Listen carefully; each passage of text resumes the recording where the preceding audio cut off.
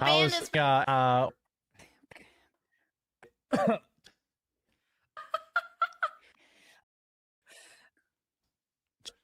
um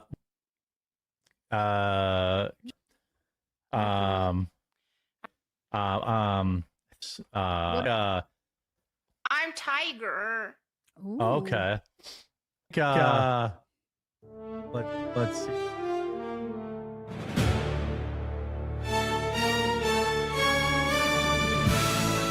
I'm flying my flag at quarter mast, running a quarter past empty. I'm pooped and I'm gassed. My wife's all but left me, she won't let me smash. Guess I'll try my luck on the Astrocast. What's left for a huckster, a fraud, and a hack but to simp for lackluster old Melanie Mac? I've got a doctor when Claire turns her back, then it won't be her channel that's under attack. I'm flying my flag at quarter mast, running a quarter past empty. I'm pooped and I'm gassed. Mac whispered, help me, when I finagled to smash. I'm still just the cock on the Astrocast. But I'm the sneakiest fucker and a faggot to match. A slimeball cocksucker who felt come from a snatch. Hey, Jubal, come fucker, I want another batch. World's greediest cock, here on the Astrocast.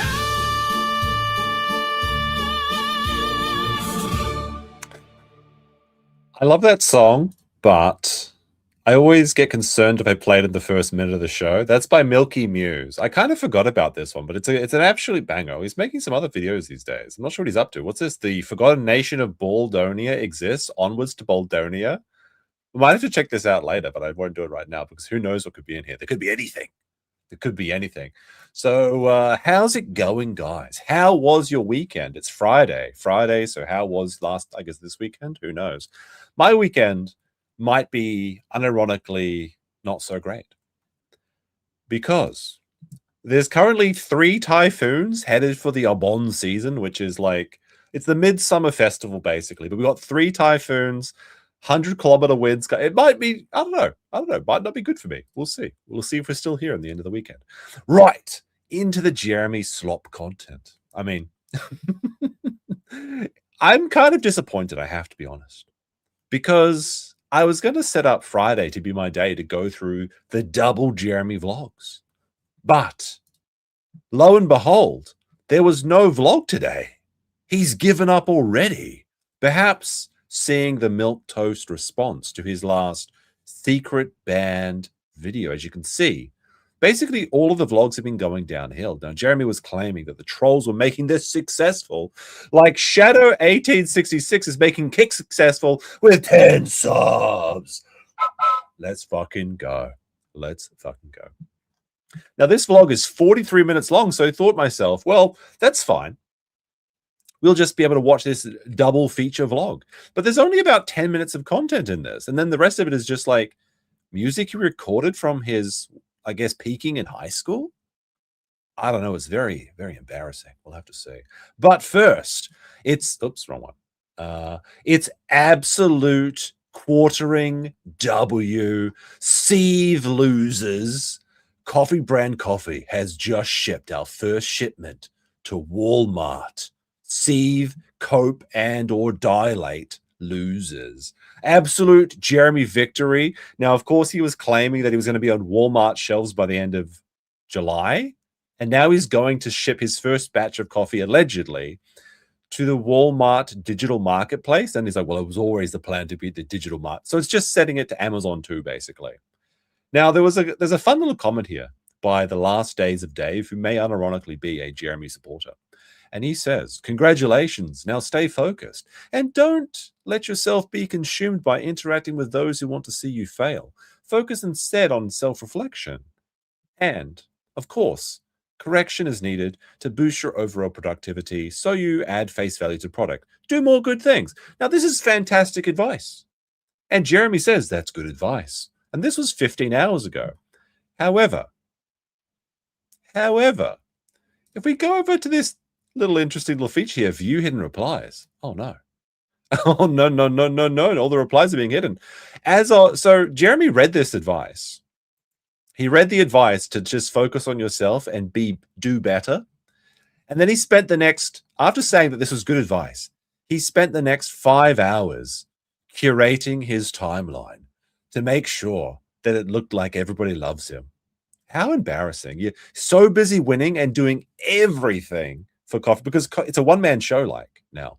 Jeremy's going to tell you himself, as hopefully you're liking the stream and hitting those bees. Apparently there's a new feature on Kick, like active chatters. I'm kind of curious. Like, what does it say for like my channel? Like, how many of you are active chatters and how many of you are lurkers? Can I see this without getting double audio? I'm kind of curious. Does it show? I'm not sure. Active chatters. Only 23 active chatters. Oh my goodness. That's 50% of the chat, although we did just start up, so who knows? That means that you're not hitting those bees. Interesting. Anyway, where were we? I don't know. I can't remember. All right, here we are. We have an apology. So Jeremy's both winning and apologizing at the same time. And this is a pretty wild email. You may have seen it already, but Jeremy sent an email to every single person that purchased Coffee Brand Coffee. Literally dozens of them, okay? And he says, hi, and this person is elected to leave their name private, as they, of course, should. And they say, hi, I dropped the ball. Did he drop the ball or drop the baldo? Who knows? Over the past 60 days, I have taken on the entirety of operations here at Coffee Brand Coffee. So he does everything. He picks the beans. He puts them on the back of the donkey. He takes them down the hill in Colombia. He then roasts the beans. He's fishing the turd beans out of those like quokkas or whatever they are. Is it quokkas? No, they're not quokkas. That's the Australian animal. He does everything. He's grinding it all up. He's sealing the bags. He's licking the stamp and putting it in the post box. It's a one-man operation. Now, of course, Jeremy said in one of his previous vlogs that the idea of running a coffee company out of your garage is ridiculous. And that I never claimed that I would have a one-man. It's ridiculous. But no, it's a one-man operation now, allegedly, except for one other person, which may be his wife. Does he let slip that there's one other person? Now, I think it's more likely that it's Maggie. He's brought her back because he's so desperate for that third-party female attention that can only come from when you've got her on payroll, like Melanie Mack. All right. So I've taken over the entirety of operations. It's so successful and across the company that he's reduced it down to one person.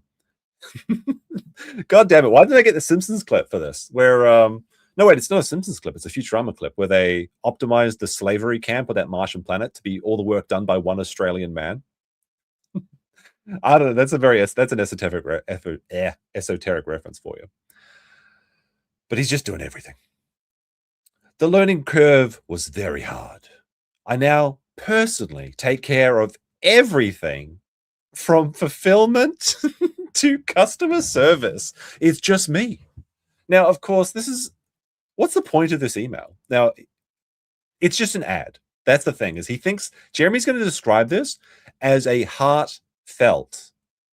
Maybe it's hard felt, who knows, but heartfelt apology letter, but it's just an ad. Of course, everything he does is an ad. He's more ad than man. Well, I mean, he's more diarrhea than man, but he's more ad than man as well. It's just me. This is both good and bad at times, but I promise you going forward, everything is going to get a lot better, like a lot. Now, this isn't actually a word. It's a space lot. There's even a comic going back on the internet that seethes about this, but people are saying that this means that Jeremy wrote it himself because he doesn't know how to spell and he doesn't know basic grammar. Trent Johnson gifted 1 sub, much appreciated. During this transition, I dropped several balls and I sincerely apologize. If you have an open issue, please respond to this email and I will do everything in my power to fix it. You are my entire world here at Coffee Brand Coffee. If I lost your business, please tell me how I can earn it back. I have massive I have massive plans for us and they don't work. without. So he's literally begging and trying to like sympathy, manipulate people's like emotions and so that they sympathize. Oh, he's just a poor little underdog. He's just one little man. He's just making this. Does anyone believe this? Now, Jeremy will claim that he got hundreds of emails in response to this and hundreds of orders, and it's his best month ever every month. We'll see. We'll see. I recently moved all our fulfillment through Amazon. Oh my goodness. This man can't even go 3 paragraphs without making a lie. He's like, I do everything from fulfillment to customer service. By the way, I moved everything through Amazon fulfillment. Okay. I moved all of our fulfillment through Amazon so people could get quicker and cheaper coffee. Shipping and transition the transition's been difficult. He's becoming a woman. He's very woman coded after all. Stuff's going out of stock. Wrong orders shipped. It's been quite frankly a mess in the short term, and I sincerely apologize. It should be all good now, finally. Okay, there's no more problems. It's clear sailing. Now, of course, some of these problems that he's talking about have more than just whoopsie daisies. There was a Misty Mochi stream where they were going over, I think it was with Steve Campion actually as well. They did a really good one, where Jeremy was sending out erroneously labeled products. I think deliberately, because he's trying to get rid of these things that were expired. Like he was literally just pasting stickers over expired products and sending them out. And he's like, whoopsie daisies, it was just an accident. We even accidentally sent out 500 bags of coffee to people who hadn't ordered in a while. Don't worry, you were not charged. So I guess enjoy the free coffee and expensive lesson from me. Whoopsie dizzles. Any hoozles. Now, of course, 500 times 20 is $10,000. Jeremy made a $10,000 whoopsie. But hold on a second here, because it's not just that simple. Was it really a whoopsie daisy? Was it Jeremy's fault, or was it Amazon's fault, or was it a scam? Now, I think it is interesting to me because this happened. So this all happened in the past 60 days. So Jeremy had his biggest sales ever with hundreds of bags sold. Remember, he was bragging about 500 bags sold last month. But now it's just also 500 bags just went out by accident. Oh, of course, it must have been because he sold 500 bags. Those 500 people got the extra. Like, I'm not sure about this. I don't believe this for a second. Now, there was an interesting theory over on the Kiwi Farms by Ferrari, the 500 bag shipping area. I'm calling it now. This was another Jeremy brand grift.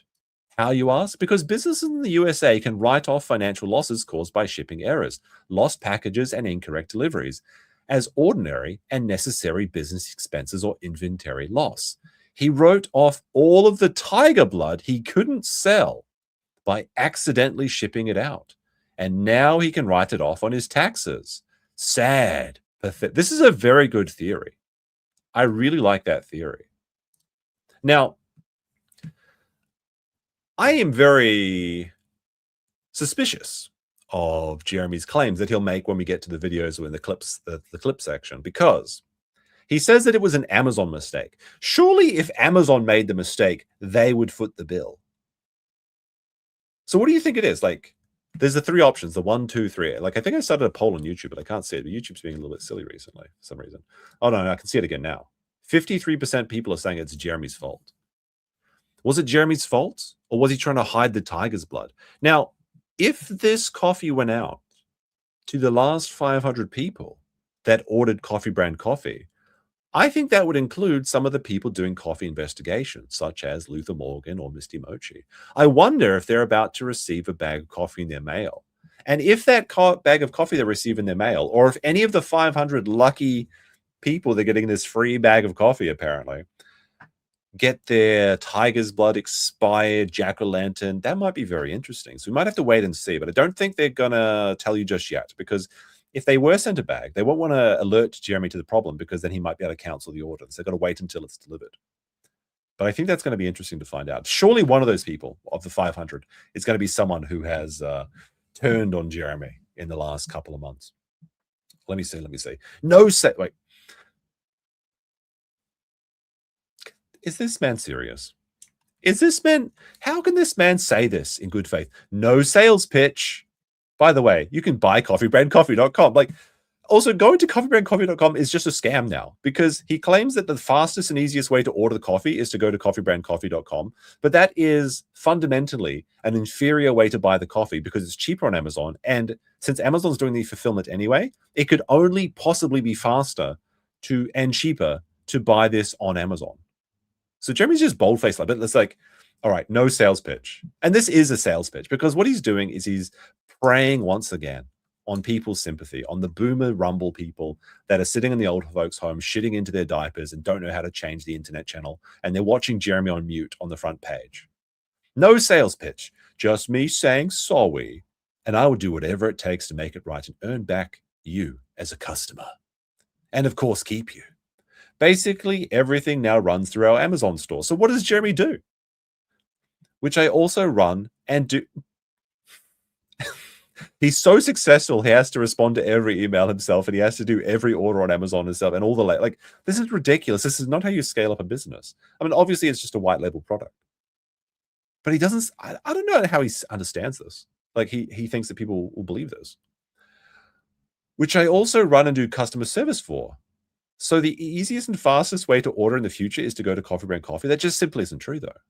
It cuts me out a lot of mistakes and centralizes customer service for me. If you're subscribed to the site, you don't need to change anything. In short, it should be much smoother going forward. We will even be available via Walmart by the end of August. Just 2 more weeks. 2 more weeks, trust the plan, if you want more options. In short, I screwed up. I'm fixing it at light speed. I think he's fixing it at heavy speed. Based off of this Amfest. More like Am Feast. Holy shit. Things are only going to get it better this year with our new products, faster shipping, and hopefully cheaper prices. Wow. How amazing. How amazing. Now, things are not all back up on the website because Jeremy had his webmaster betray him or someone turn tables, but the website, thequartering.com, went down. Now, there was another website, thequartering.com, that was on sale, I think, for $10,000. Oh, I've got some Zooms going past. But anyway, Jeremy finally figured a way to get his WordPress site back up. However, people have been removed. There's only 2 people left. There's Jeremy's creepy... Like, I don't want to throw shade at Stuttering Craig from Side Scrollers, but you know, Stuttering Craig has this like weird filter on his face where he looks like he's wearing either a TikTok filter or makeup. Maybe it's just his camera. I don't know. Like, I like Stuttering Craig content of what little I have seen, but he always looks like he's like smoothed over with like a plastic robot face. You know what I mean? But this is what Jeremy looks like. Like these weird, like Amazon, like not Amazon, but maybe AI digital smoothing or something. It's very bizarre. But there's just 2 people left. This is the first mate of the SS Jeremy. So you've got Jeremy, of course, host and founder, and you've got Melanie Mack, gaming and tech analyst. When was the last time Melanie Mack told them anything about tech or gaming? This is just a bold-faced lie. Does she even do gaming on her own channels these days still? Oh, we got some jewels over on the YouTube. Thank you very much. He still had, yeah, they couldn't even get the bags under his eyes. It's so easy to get rid of this, Jeremy. Just go into Photoshop and use the clone stamp. That's all you need to do. But there's like, you know, this like really uncanny valley smoothness to the skin. You know what I mean? It's very bizarre. Very, very bizarre. See, Melanie's photo hasn't been altered. I mean, she's just caked up as usual. And it's a black and white filter. But Jeremy's got this, for some reason, he has like 7 cameras in his streaming room, but he can't find like a clear photo. I don't know. All right. Now, it's been a disastrous week for Jeremy. It's Shover, as you can see here that Tim Pool, can I see those rats over on Kick? Tim Pool decided to go live in the blessed sacred time slot of Jeremy. Trump tells donors to support Vance for 2028. 5,000 fake Rumble viewers because I don't believe in Rumble viewers. But as a result, Jeremy was booted. He was booted off of the front screen. And maybe doing a slight Don Flurgany reference here with his red suit, he only had 500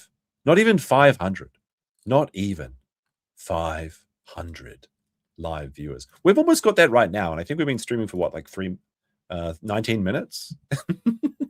We got a couple hundred on YouTube, a couple hundred on Kick, or we're getting there at least.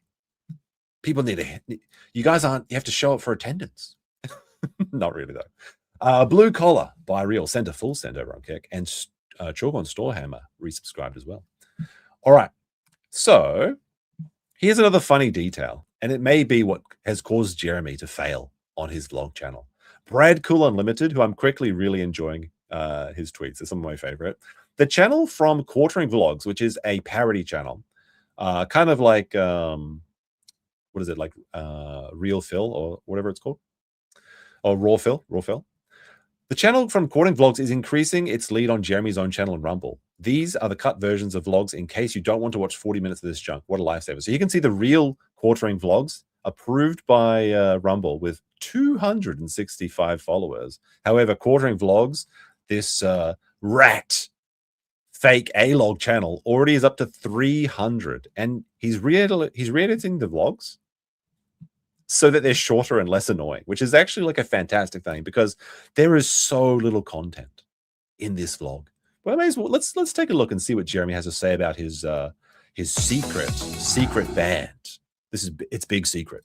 Chorgon says, really enjoyed the Disney Waterland video. What's next? The Disney vlog. I couldn't get enough. Anywho's will have a great day. Thank you very much. Yes, if you're a member on YouTube, it was available for unlisted for a few days if you follow on Kick, but there is a Disney adult vlog featuring myself over on the YouTube channel, available in the members section, where I went to Disneyland and I wasn't having a good. It's hot and I don't really like it there. There's so many boat rides. I mean, I had a good time, but like, it's so long just standing in line for 12 hours. It's backbreaking work going to Disneyland. All right. Sounds it's I'm like obviously the world's biggest victim going to Disneyland in Tokyo. Vlog is all of my hidden bands that I've been in over the years, and you may not know them. I mean, these are not hidden bands. They're just high school bands or like, early 20 bands. Oh, turn off the subtitles. We don't need those just yet. Oops, that's the transcript of comments. There we go. Well, now take it easy because the quality is probably subpar, but we talk about a lot. I mean, I saw myself in the mirror, yes. A lot of stuff in this video, including a little tour of the property. Make sure you leave a like on the video. It helps tremendously. And if you're new to the channel, I upload 2 vlogs a week. How many people like this video? I'm out of curiosity. We got 300. He got 361 likes in this video. Can we beat 400 likes on this stream? Probably not right now because we've just started and we've only got a couple hundred people in. We need people to come in for the Friday morning thing. But maybe by the end of the first 24 hours, surely the replay crew won't let me down. Make sure you subscribe down below. I want to really hit 5,000 subscribers as soon as we can, and I can't do it without your help. Let's get into this week's vlog. Well, I don't know how the audio is on this, but... All right, so he's back in the dog's room where he's spending thousands and thousands of dollars on equipment that he should be using. Actually, this tunnel reminds me that in Nara is like, it's pretty close to Kyoto in Japan, and it's famous for the deer park. But they have a temple there. It's the biggest wooden structure in the world now that they've deconstructed the Grand Ring from the Osaka World Fair. But it's this big Buddha statue place, Todaiji, and they've got a pillar, and it's got a hole in it, and you have to sneak through the hole. If Jeremy can sneak through that hole, he will know that his weight loss journey has come to a close. And if he can sneak through this tunnel, look, if Jeremy gets on his hands and feet and crawls through this tunnel, I promise, I vow that I will never talk about Jeremy again. That's my solemn oath. If Jeremy just record a vlog, get down and go through this dog tunnel. Falcons gifted 1,000 jewels. Thank you very much. Here's the finished agility course. Also, 10 jewels. Thank you. I guess I have a lot of lawn heads out there. Oh, wait a minute. Is this the legendary yellow tractor that Jeremy got grifted into buying? Oops, hold on, let me see. Now, the deepest lore, if I got this right, is that Jeremy is the ultimate mark. And basically the dealership guy rang him up and he's like, Jeremy, listen to me. There's only 100 of these orange tractors in the country, and I can't hold it. Like they're basically going out the door. And he's got like 100 of them back of the thing or something. And Jeremy actually recorded a video with Mel when he's like, it's orange. I want that. He actually says it like this. He's like, I want that. It's just because it's orange. Wasn't that? No, it's not yellow. No, it was orange, right? I got to go mow the walking paths. So people are saying this cost $25,000. There's no way. Surely not. What do I use? A Kubota Z71i. Now, what's really interesting, I think this was pointed out by Mr. Flurgandy of 404 News, is that it has those little, like, you know, those little tire whiskers. I'm not a car guy, so I don't know what they're called. But when you have like new tires, they have like these little droopy like whisker things coming off them, like it needs to be shaved. But these tires have seen so few use that they're basically fresh off the factory line. I mean, maybe he just recently. Hold on a second, I got distracted by something. Did he? Maybe he just switched the tires recently. But hold on, I have to hide the chat here. You see down here, it says no step on snake. I mean, well, not really. This is like a gas can or something. I don't know. It's I just thought it was pretty new. I used to use my tractor, but this is just more effective and easier. It's got a Kawasaki motor. I always like to get. This is a great question. What does he need a tractor for? How else would you move a farm animal around? In my experience, Kawasaki motors are pretty good.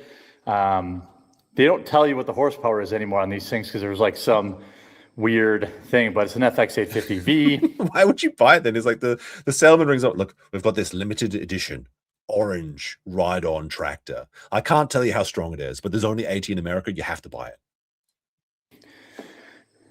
Not a lot of maintenance on this. Pretty easy to use. Overall, get her started. Pretty easy thing to do. I'm not like a ride-on lawnmower guy, but shouldn't you take this outside before you start her up? You bring in the side arms. Look at those shoes. Hold on a second. Pretty easy thing to do. We're EFAPing this, okay? You bring in the side arm. He's testing the strength of those laces. Holy shit. Those shoes, they're under pain. He can't even tie his shoes correct. Like, this is the laziest thing.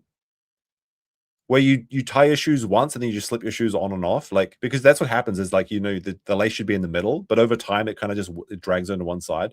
So he must have tied his, maybe he got his wife to tie his shoes for him here. And then he's just like, well, I can't untie them now, so I'll just slip one off. But those laces are about to go, man. Arms.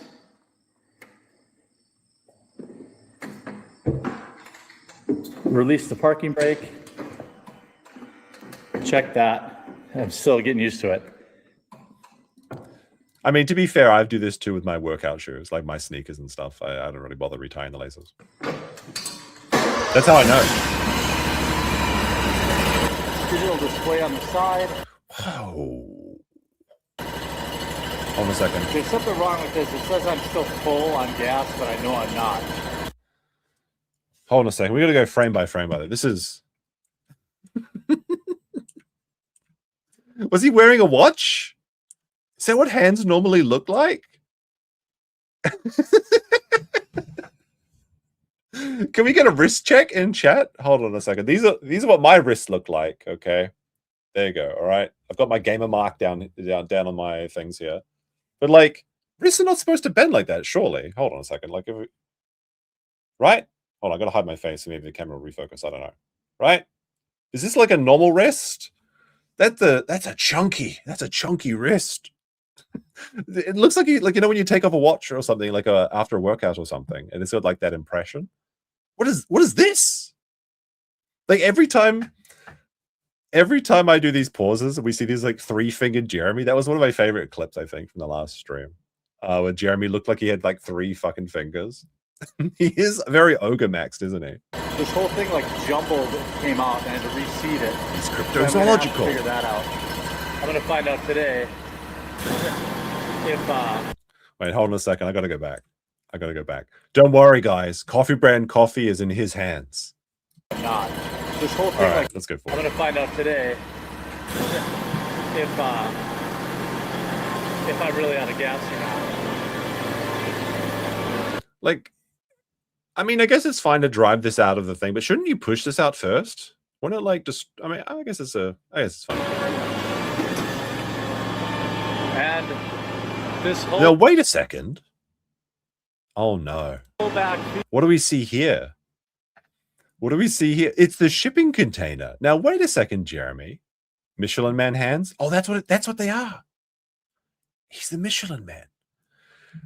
This is the shipping container that Jeremy apparently sold at a profit. And you can see here, it's the ruins of his empire. his failed RC track. Remember what he said about this? He spent $15,000 building his outdoor racetrack while he's calling Kumalot a failed race car driver. My boy, Kumalot. And he said you could only play on his racetrack if you come over and weed the garden. But there was nobody to weed the garden for him. And now it's an overgrown ruins. It's like when you go to one of those historical places and they're like, there's a ruin of a castle here, a ruin of a battle here, and it's just a fucking field and there's nothing to see. Like you're expecting to see battlements and it's just overgrown nonsense. That's what it is. This is what 15,000 buys you, I guess. Field has walking paths through it all the way around, and then all the way around the front. So it takes me about an hour and a half on the zero turn. But I'll try to grab some footage along the way, but it's kind of dangerous. Yeah, it's real dangerous to sit on a lawnmower going like 1 mile an hour or whatever it is. Wait, does he actually have a yellow Gadsden flag in the background there? I wish I could zoom and enhance this. Is it literally the no step on snake flag in the background? Or maybe it's like Wisconsin something or something like that. I don't know. Land is generally really safe investment. Audio's all fucked up. I really, really, really love. It's the thing I'm most proud of in terms of like, you know. By the way, like the DJI Osmo was like decided to give up on the face smoothing, and it's just giving us the full Monty, I guess. Of well, not really, but his dirty, unwashed shirt, wrinkles, the eyes. Didn't Jeremy say that outdoor light was best? This is the reality of outdoor light. I don't care about the house really. I could live in a 800 square foot house. I'd be fine with it. But the property is a lot of fun. And this area is really special to me because it's... Now he's going to go on to say how fun it is. It's so much fun that he only goes outside 2 days a week. The first place I found sheds with Huck. They're all trained for shed hunting. And sometimes... Now I had to look this up because I had no idea what shed hunting was. But it's like looking for the lost like shedded antlers of deers and things. I think most men would take their dogs hunting for deer, but he just goes around and looking for discard. I mean, I guess it's a fine hobby, but he's like, he's so proud about finding antlers and like, just go hunt if you've got deer on your property. But I guess he sold his gun, so he can't do it. Sometimes we find 0 in a year, and sometimes we find 5 of them in a year. And it's just a really fun thing to train your dogs in and do. But mowing all these paths. You don't hunt for deer with dogs? I mean, I guess that's fair. But you could at least hunt like boars or something, right? With dogs. It's for the dogs. And so my wife walks the dogs. I walk the dogs on the weekends. Now there's the admission. Did you hear that? He is such a pussy. He's such a house husband that his wife is out there in the fields 5 days a week. A man and his dogs, but Jeremy will only go outside into the backyard with the dogs 2 times, and I frankly don't even believe that. I think he's just going along on the scooter with the dogs pulling around like Santa's sleigh or something. Basically, she's walking these dogs 5 days a week. Is it only that she can tie his shoelaces on the weekends? Is that why she has to do it? But it's an easy way to just not get ticks all over you and all that kind of stuff. But this area here is a wetland, and I'm hoping that I can convert it into a 5-acre pond. Is he going to do the grit for the pond goal? Is that what's going to happen?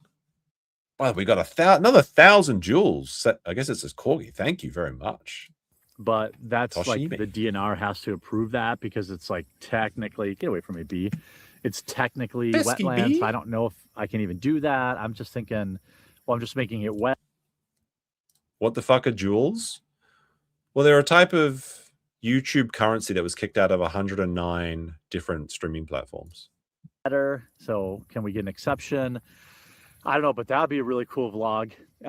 If we end up putting in a pond later this year, that might be fun time lapse. Is this Jeremy's like regression to the ocean? Like he's just going to start living in the water, in the pond. To do, but I'll tell you what, mowing your own property, doesn't matter if you're a man or a woman.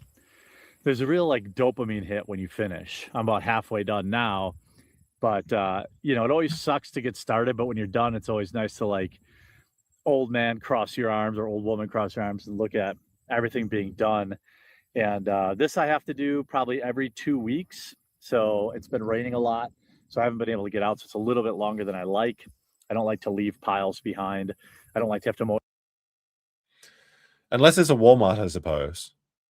He doesn't like to leave piles behind. areas twice. But this Kubota is bonkers. It just shreds everything. So it's basically totally fine. Hey, lawn people, what kind of mowers are you rocking? What kind of Hello, fellow lawnmower operators. Do you also have a $25,000 limited edition orange, what was it, Kubota or something? Oh, you just know he's like going down that trail going, look out for Shredder, here I come. tractors? You know, they have the Kubota 6060. It's the 60th anniversary one. It's like burnt orange.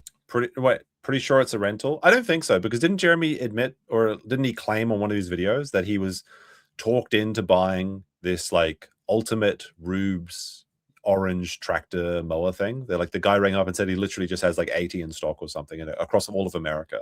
And Jeremy just said he had to buy it because he always has to buy everything because he's such a mark. Orange. It's pretty cool.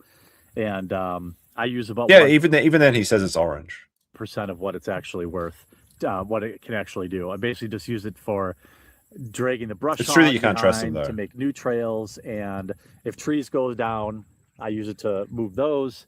And so he's mowing all these walking lanes, but he never goes walking except for on the weekends. He allegedly like walks the dogs. I don't believe that. He just lets them off the leash and lets them run wild. I guarantee it.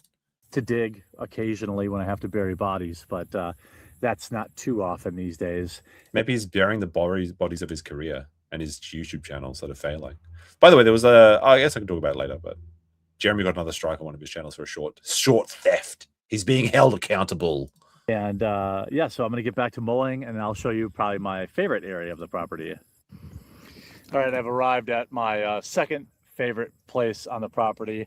There's a wetlands right over there. It's always good to find sheds there, and the dogs always seem to find the water. This is where I first got stuck with my tractor because I did not know how wet it was. And so he's so massive that he's driving this tractor over grass and it's sinking into the ground. This needs to be like a lazy shell animation where he's like spinning his wheels in the mud piles. It's like that scene from Jurassic Park with like the cars being crushed by the T-Rex. And there's like a dog under it while he's mowing the dog or something. Manny says that YouTube jewels are like kick coins. 1 jewel is 1 penny. Oh, this is like 10 pennies. And to be fair, there's like 20 pennies in Japan though. Up to the axle, and that was a fun learning experience for me. But one of the things people ask, you know, a lot about is like taking care of the property. Well, I already talked about my Kubota lawnmower. I have a tractor, 6060 Kubota tractor, so way more than I would need. But these trees are always falling, like, because, well, a lot of them, as you can see there, I think these are box elders. Wow. And they get just such content destroyed by those bugs, or I don't know what it is, but it's the tree segment, guys. Now it's time for the tree review. Fall all the time. But I'll tell you one thing about property ownership. Okay. Is that, you know, it's not everybody's. Here's the one thing you got. This is a very unfortunate pause. Now, every pause on Jeremy is, of course, unfortunate. However, this one is particularly egregious. Tell me more about property ownership, Mr. $10,000 mortgage. Cup of tea. Some people don't want to deal with mowing the lawn, you know, and sitting out here. By the way, where did all the ticks go? They were like everywhere, and then they just disappeared. Is that normal? No. So what happened is the ticks got a bite of Jeremy, and he thought he might get Lyme disease, but he got bitten by a tick. He didn't really go to the doctor. He just went to the pharmacy and like got a bunch of like, I don't know, over-the-counter steroids or something. But the ticks got one taste of his blood, and then it's the word spread. The reviews were in, the Yelp reviews for Jeremy's blood, and his entire property in 100 miles is now tick-free. This man's blood, even other parasites, can't feed off Jeremy. It really is. He's the king parasite. That's all you have to know about him. The tick was immediately drunk. Yes, it is. I mean, I'm not upset about it. Right now, we're in monarch season here. He's upset about losing the ticks, his last friends. Brian the Science with a $5 says, the only lawnmower I own is the one from Manscaped. Use code COPE to get an error message. I think I have a clip of Jeremy talking about Manscaped, but I'm not sure I uploaded it. Maybe I have it in my Jeremy folder, because I remember that now. Have all kinds. We have those black ones. I don't know if those are monarchs, a form of a monarch or a butterfly.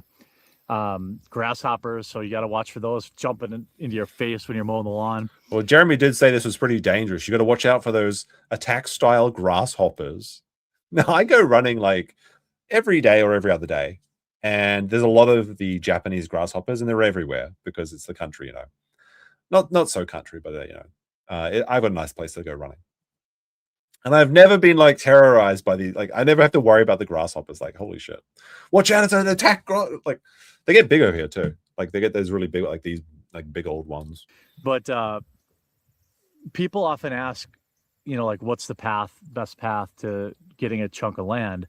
Well, it's a lot harder. Well, I mean, Jeremy, are you going to tell us to scam foolish people on the internet and then waste all your money on ridiculous building costs during COVID so you can spend $10,000 a month on a mortgage that is keeping you chained to the YouTube ecosystem so you can't retire? Is that the way to do it?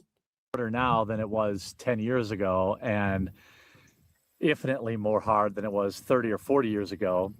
But the best path is, if you're going to buy a property of land and you want to live on it, is to buy the land first and accept that you probably can't build for 5, maybe 10 years. Pay off the land and then use the equity in your land to build your home. That's what I did. And we're buying some more property. This doesn't sound, I mean, I guess you could do that. This is the best path, is to buy land, let it sit for 10 to 15 years, and then mortgage it. Why don't you just buy a property with a house on it already? Does he really have a $10,000 mortgage? This is what he's claimed, yes. He claims that he has he refinanced, or he built his house during COVID with the most expensive materials because he had to have his flex mansion, and he has to pay $10,000 a month because he financed it with like these at a ridiculous time where everything was expensive. And we're probably going to move there, but I'm going to pay it off. Nice, about 100-acre plot I'm looking at. And land is one of those things that God is not really making a lot more of. So it's generally really safe. What? Yep, as I suspected, low fuel light went on. What the fuck happened there? So it's generally really safe. Yep. It's like a Slender Man video where the camera starts bugging out and you got to look in the background to see if old tall boy is like looking after you or something. As I suspected, low fuel light went on. No, like low fuel for the camera? Did Jeremy have to go into vertical mode? Even though it says that it's full of fuel, so I'm going to probably have to get service or do some Googling to see if I can reset that internal computer. And I feel like with implements, computers never really... Like, the idea that this man decided that it's a good idea to include like these stupid little like transitions and like the intro that he's recording in his studio, but then he didn't go into the editing software and select rotate screen by 90 degrees, because, you know, sometimes this happens with like these DJI like cameras, but you can still just rotate it and then zoom in. Have ever made them better. I would say, you know, on my Kubota tractor, it was nice because I had a cab with air conditioning and HEPA filters and heat, windshield wipers, all that kind of stuff. The rest of the tech on that tractor was pretty much non-existent. It was a great tractor. This thing has a lot more tech on it, but I mean, why is he in horizontal mode? He's appealing to the TikTokers. This is the future of content. I don't really need that. I just need a fuel gauge and probably, you know, a thing to manage the hours. So I know I need to change oil, but now I have to stop in the middle of mowing to get more gas. I mean, I have it, always have it, but now I got to fuel up. He's pooped and he's gassed. Oh yeah. Also, I don't mess with these stupid EPA gas cans. I just break off the top and use this because I'm not going to sit here. What is happening? How is the video quality this bad? Is the DJIs are very reliable, you know, the Osmo Pocket 3. I've got one. I use it quite often. Why is the camera stuttering? It like literally the bitrate can't handle all of this, Jeremy. For Like, look at gas this. can. It's not my I computer. Just break off the top and use this quiz. That holy, like that's when that is honestly, Jesus Christ. This is the last thing Melly Mac's ever going to see when she's in the hole. Some of these frames are absolutely diabolical. Where's my little zoom cues? There they are. I'm glad you could join us for dinner, Melanie. That is honestly scary. I just break off the top. Oh no. Oh no. And use this quiz. I'm not going to. Is this eco-terrorism right now? Is that what's happening? Half an hour pumping gas one half an ounce at a time. Whoever thought these were an improvement should be put in prison. All right, this is my favorite part of the property. It's the I mean, vlogs don't have to be like top tier production values. I mean, what is going on? He's just given up. Has he like? If you think that Jeremy's completely like given up on his vlogs and this is the last one we'll ever see, press 1 in the chat. If the vlog's coming tomorrow, press 2, which would be unfortunate because then I'll probably miss it for another week. But I think what's happened is that like maybe he got like, because I think he did get a lot of views on the first vlog, right? It was like maybe 10,000 views, 13,000 views. Okay, not as good as I thought it was. But like for a new channel, if you didn't have 2 million subscribers, I guess that'd be decent. But you want to see it go. But every view has basically gone down, and this one has been out for 2 days and it hasn't even gone over 3,000 views. How sad. The dream is over, chat. He was promising a vlogs 2 a week, Tuesday and Thursday. It's not happening. I was banking on this, Jeremy. You're not going to let me down, are you? Premium hunting grounds. You've got massive field there where the deer go through like crazy, and then you've got a forest with a swamp and a freshwater spring stream. He literally can just start living in Shrek. Get out of my swamp. Where's that donkey? She runs all the way through my property. Sometimes it goes underground. Sometimes in there it's all above ground. What is it with these locale YouTubers about owning swamps? Is Jeremy planning to like start drowning raccoons and skunks in there as well? Wouldn't it be nice just to have a proper lake or river or something? But it's always just swamp maxing. They're just buying swampy land for some reason. And then back. Wait, doesn't Ralph own a swamp as well? In that area where the wetlands is, that's what's feeding that. This is my favorite part of the property. Complete isolation. When I was buying property, it was even from his wife. It was important to me to have something with a natural water source. I'm not exactly a prepper, but it was a huge.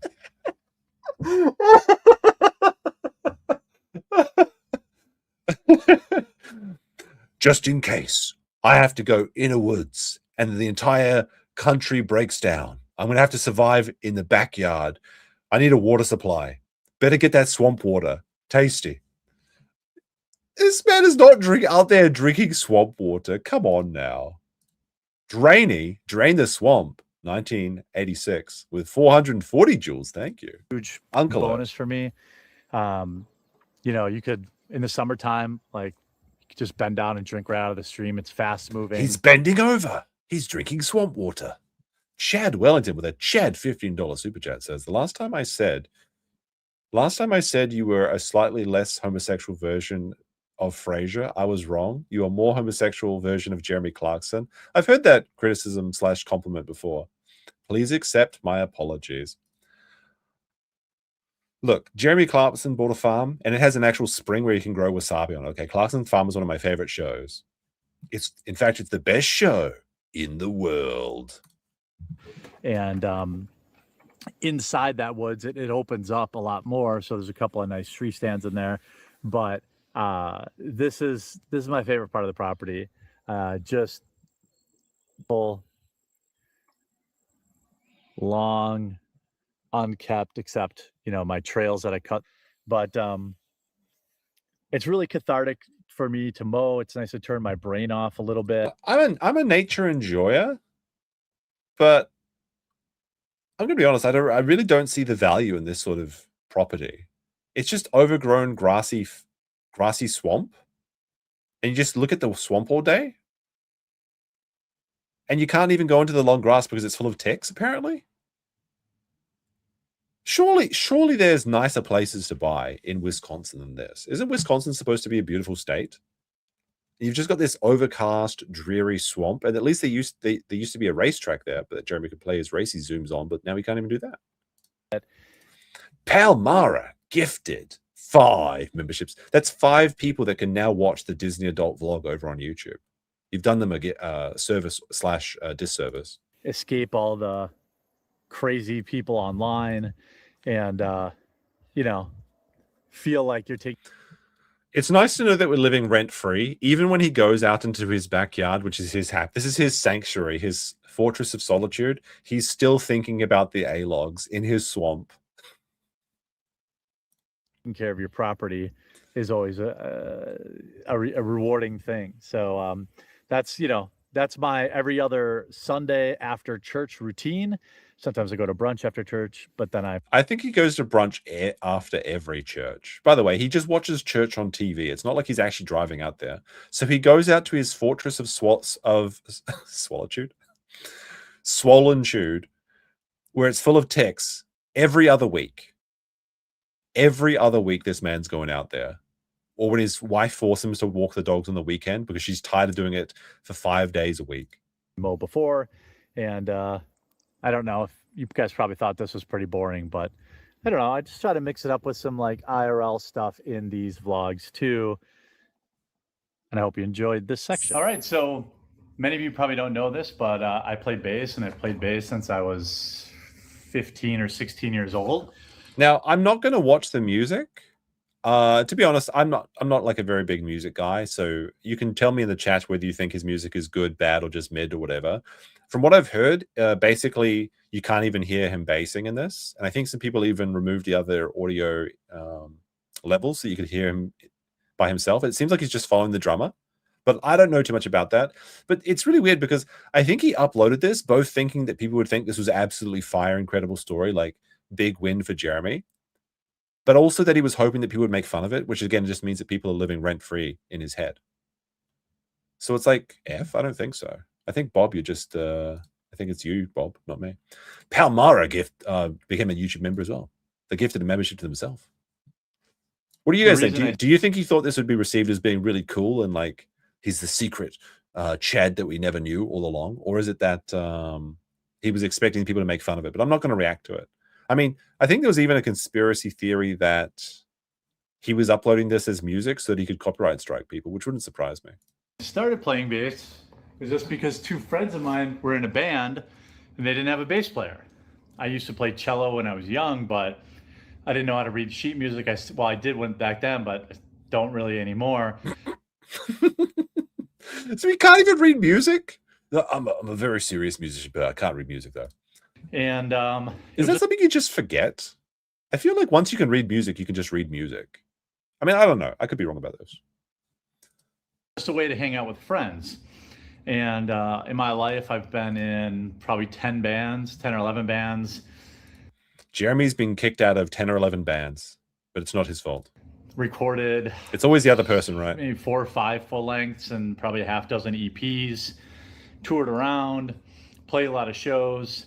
And that's what I did basically for a lot of the time when I was young. And it occurred to me, I don't have any of the music I ever played. Not one CD, not one recording, not one music video. We did do a couple cringe. Is there actually music videos of Jeremy? If there is a music video, then I'll watch that. Videos, but you know, ultimately, I've got nothing. And so a friend of mine was actually a fan. The way I met him was him being a fan of one of my first bands, which was called The Funeral Song. I don't have any recordings from that, but is that band based around his career options? He went up into his attic and found all of his old CD books, and turns out he has at least 3 of the bands that I was in, including one that I was in with him. This first one is... By the way, we're basically to the end of the vlog. We're not going to watch most of this, but there's one thing I want to say. I think I want to hear him say, which I think comes before the music. When I was...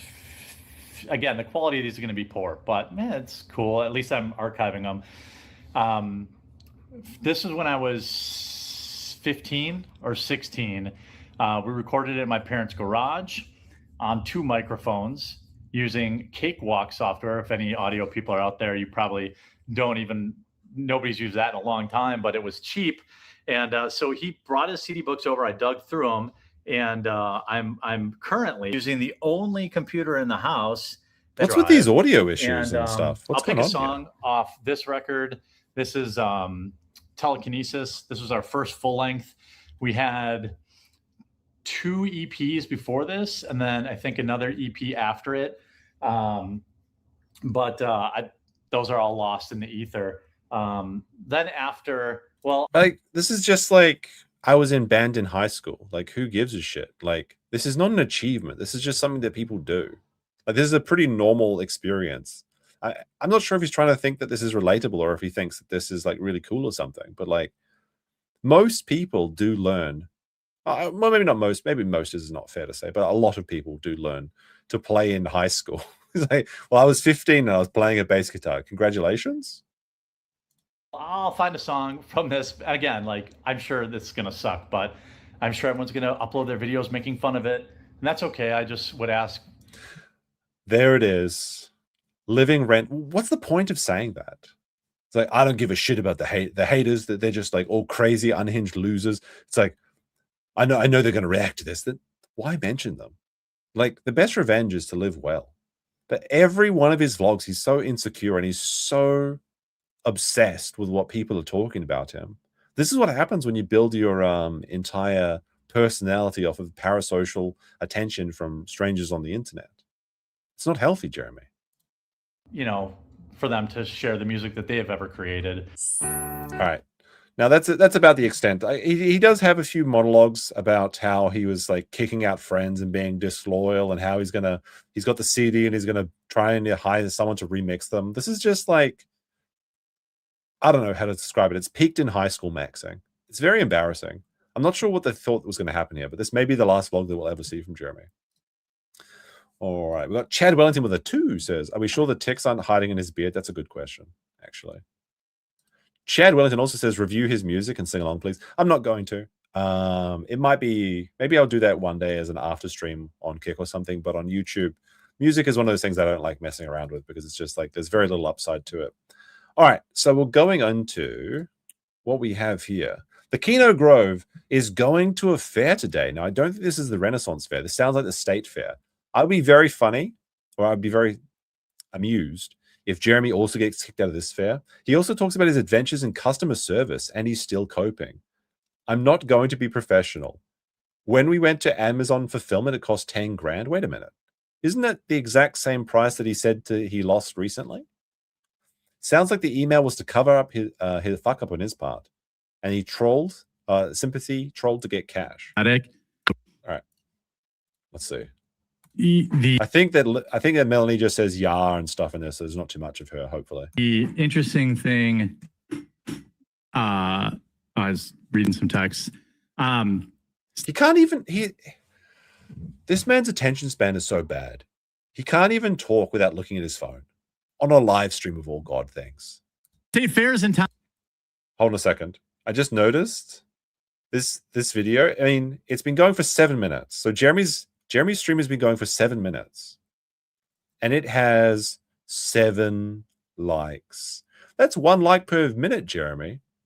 Going to the fair today, so it's gonna be a letter show. I am burnt out. I took over all the customer service for Coffee Brand Coffee. Basically, it's just me and then the roasters, and I've been up till 3 a.m. every night, like literally. Wait, Jeremy said he was doing everything by himself, but now it's also the roasters. He can't keep any of his stories straight. There was a post by, I believe it was Camelot. Hold on a second. This one. Here it is. So Camelot posted in response to Jeremy, because he starts to seethe. He seethes about how he was trending on Twitter. 2023, I have partners. 2024, I bought out my partners. 2025, I do this all alone. 2025, I bought a warehouse and equipment. 2026, I never said I bought equipment. 2026, of course I have partners. 2026B, I do this all myself. 2026C, I have several employees. 2026D, I'm doing this all alone. He's all alone. What is it, Jeremy? Make up your mind. Replying to emails. I sent out like an apology email last night, which Yeah. was trending on X. Oh wait, you know what? Actually, I've got this as an Alyssa clip as well. So we'll just skip to that. Actually, that's better because that's I think longer as well. Yeah, this one's like 50 minutes. So we'll be doing double content. So we'll go to this one. I like Canadians. Do you now, boy? Most of them. I like most of them. Not all, but most. Not all of them, but most. You know, sorry, not all of them.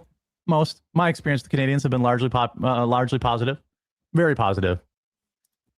He likes Canadians so much he has to touch his pulse when he's talking about them. He has to check to make sure his heart is still beating. How's everyone doing on this morning stream? We will still have our normal 2 p.m. We'll still have our normal 2 p.m. stream. I just wanted to, because I'm hoping I can take tomorrow off to go enjoy the nice weather. I'm hoping to just get a little ahead, put in my time, make sure I deliver what I promise you guys with the streams. What time off? Hell, He's drinking another Celsius. Can this man just take one cup of coffee on stream? Is there actually any single clip of Jeremy taking a sip of coffee? I'm kind of curious now. It'd be impossible to find because if you search the Geralizer for coffee, there's like a million results. no, man, this is the Midwest. It ain't allowed. I'm doing an extra stream. I'm not just taking a day off. I'm not taking a day off. Ugh. I'm putting in extra time. Just putting in extra time. Just putting in extra time. Buycbc.com. We'll take you directly to our Amazon store. Try out some of our coffee. I would greatly. The fastest and most efficient way to buy Coffee Brand coffee is by going to coffeebrandcoffee.com. But it just goes directly to the Amazon store. It's such a fucking scam. Everything's a scam. Holy shit. Why even have the website at all? I guess he has to have it forever now because if any of the A-logs purchase that company, it's going to that website domain, it's going to be very funny. Appreciate it. Look, if you don't like it, I'll give you full money back. I'm in charge of everything. I literally am the guy responding to customer service emails. That's not a good thing. Like, here's the thing, is that customer service is basically universally regarded as one of the worst non-physical jobs you could possibly do. Customer service is the joke job that you give to teenagers because you don't want to deal with retarded customers. And Jeremy is now at the ripe old age of 44. His business is so successful, he's demoted himself to dealing with customers. What a triumph. Holy crap. He's finally made it, bros. Putting in orders, dialing in flavors, redesigning the packaging. He's designing the packaging? Two-man team, really, here are in charge. The two-man team in his house, is he talking about his wife? Because he was saying before, like, you know, in the previous vlogs, it would be ridiculous. It would be ridiculous to run a coffee company out of your, like, garage or something. But it sounds like his wife, or people are saying maybe it's Adam. Oh, I guess that could be possible. That could be possible. But now I guess he's like using Grok to make labels or something. Two-man team in his house. Is he moving in? Is he moving in Maggie? Is Maggie replacing the housewife? Of designing and all that kind of stuff. And so we're the smallest possible business you can be.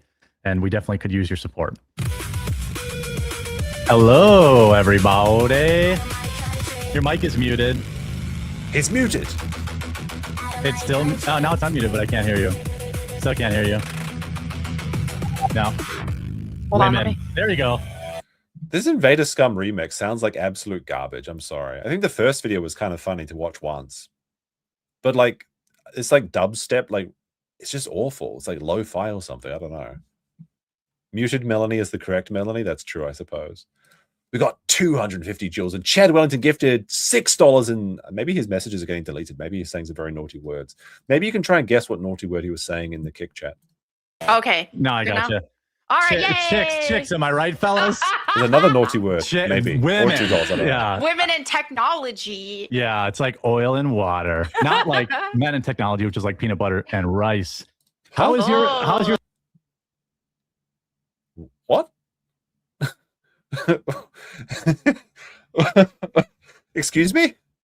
Do Americans really just eat peanut butter and rice? That's like completely stun-locked me. That's just carbohydrates and fat. I mean, Oh, he's just Chad Wellington's just donating for fun. Okay, feel free to continue. I was just concerned that YouTube was censoring you, and I wanted to make sure your message was getting through. How many Americans like stand up and leave the stream and depart if you're eating peanut butter and rice on the daily or something? Like, this is a weird thing to say. Like, that sounds like the consistency of lumpy shit, which is probably why Jeremy's mentioning it. It sounds 50%. It does sound a little bit Somali. They eat bananas and rice, don't they? Thursday. I'm like Really? size mogging you again now. Look, I know, man. Now, this is a true statement. He definitely is size mocking her. If we go back to the Am Feast video picture, Melly Mac is getting mogged. Oh my goodness, she's holding onto that microphone for dear life there. You know that picture that Jeremy has at the end of his videos where it's like him like in the hoodie, folding his arms? It'd be fun to superimpose that picture over the actual reality when he doesn't have grok to try and hide the reality from himself. This is quite the photo.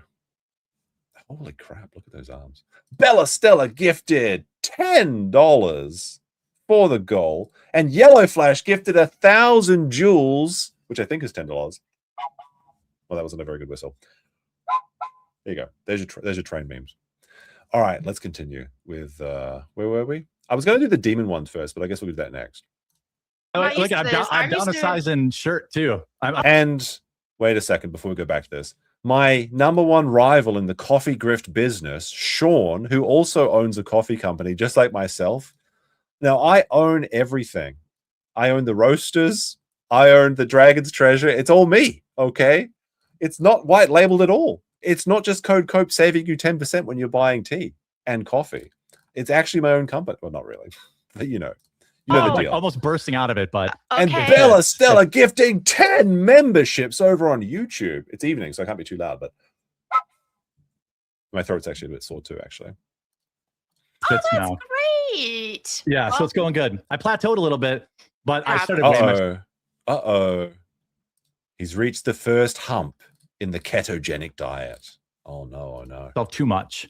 I did work out before stream today, so I got my workout gear on underneath the dress shirt. I threw that on quick. I did that, and my recalled Bowflex weights didn't fall apart and fall on my head. Yay! And I hit the heavy bag, which was therapeutic. I can't say I really like it, but it is kind of like therapeutic, and it gets the cardio going a little. He's a man that claims he doesn't like punching. Like, the thing is that boxing is probably one of the better I mean, well, not with his like weight. You got to get the weight off first before you start doing anything. But cardio would be much more important than weightlifting in Jeremy's case.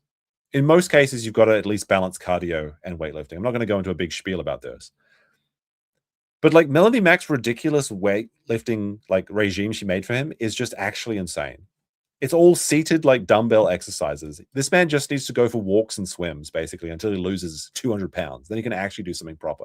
Yeah, and once you start progressing in that, you'll start to enjoy it eventually. At first, it's kind of tough, especially when you're sore and all that. But as you keep progressively overloading and stuff, and you keep making improvement with your strength gains, it's going to get addicting. So it's good. Oh yeah. The interesting thing. Does this man have a turtle on his text? State Fair's in town. Going to the fair today. Just completely ignores Melanie. I mean, that is the correct way to deal with Melanie, of course. He's just reading his phone.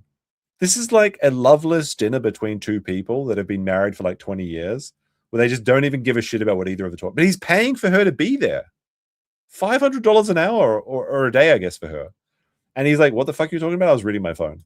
So it's gonna be a letter show. I am burnt out. I took over all the customer service for Coffee Brand Coffee. Basically, it's just me and then the roasters. And I've been up till 3 a.m. every night. Like, I mean, it is just Jeremy and the roasters, but the roasters aren't the people making the beans. It's the people making fun of him because he's getting roasted on the daily. That's all that happens in this business. Literally replying to emails. I sent out an apology email last night, which was trending on X, which is really pathetic. Now, Jeremy has said in the past that the trending tab on YouTube about Melanie Mac was just 3 people. So apparently this is how it's both trending isn't real on fake Elon Musk Twitter or something, but also it's like most ridiculous thing ever. You fart in the wind, it'll trend. I know people are like, oh my God, he sent a heartfelt email to his customers that it was an ad. This man sent an ad to his customers that they had some hiccups. How What a dare he! loser. I'm like, oh my God, dude. Like, you know what? I got back hundreds of emails. Can we see them? Can we see one censored email that doesn't show that? Can we see some receipts, Jeremy? He got hundreds of alleged emails coming back. I think he got hundreds of complaints from the Amazon people that thought they're being double charged for his coffee. Customers that are like, dude, I love you. Everything's good. Thank you. Not one person was like, all right, keep a pin on this. Not one complaint. Not one. You know what I mean? Like, it's just people live in a totally... All these people could never. Like, if they did something, they could never be trending over something. Like, I mean, hopefully. It's like all these people could never piss their pants and have a big group of people standing around laughing at them. Ha ha ha, rent free. This is actually what they're talking about. It's like, you're proud of the fact that and this isn't even like some sort of crazy analogy. Jeremy literally shit his pants in a Walmart. Oh dear, dear, oh dear. I mean, this is just, it's the wimp low thing. I'm bleeding, making me the victor. Congratulations. What's the next part of your master plan? We got a laughing disco. Manny says, lol, Jer Bear talking about cardio suffer. Like, there's a lot of cardio haters in the chat, but honestly, cardio is super important. You should do it. Yellow Flash with another 10 says, his hands sure do look soft and pale for punching a bag. That's the thing, is like, I remember the first time I punched a bag was when I was in high school or something. And they're like, you know, you go at it for a while, and then immediately the next day, you've got like these big fucking like bruises over your hands, and it takes like a week to recover because you don't have any calluses. Because everyone thinks they can just punch the bag without putting on gloves at first or something. It happens to everybody. Anyone that really actually punches the bag. I bet he was just, well, if you slap the bag around, like, then you don't get any bruises. America with 2 says, notice Jer never flexes his classic car collection. That's a good point. Is it all rented? Who knows? it would take something huge for any of these people to be trending. So the fact that you only a fool punches a bag barehanded. Yes, that's what I was doing when I was a teenager. I was a fool, like every teenager. Have the ability to be trending, it says a lot. So that's good. Yeah, I think God's really using you. God's using you, and he's gonna continue to. So the haters can stay mad. They're not the ones trending. You are. Yeah. They're not the trend. They're not the ones trending, Jeremy. You are. Hey. You know what, Jeremy? You can have it. I'm happy with that. I'm happy with this state of affairs. I'm glad that thousands of people aren't laughing at me. Only hundreds of people in my own chat are laughing at me. I had a massive sales day yesterday too, and so that was good. I had to send now. I think that Jeremy's double dipping. I think the massive sales day was the 500 bags that went out, because Jeremy said like, "Oh my goodness, I sold like 500 bags last month." I think that he's counting all of these as sales. I guarantee it.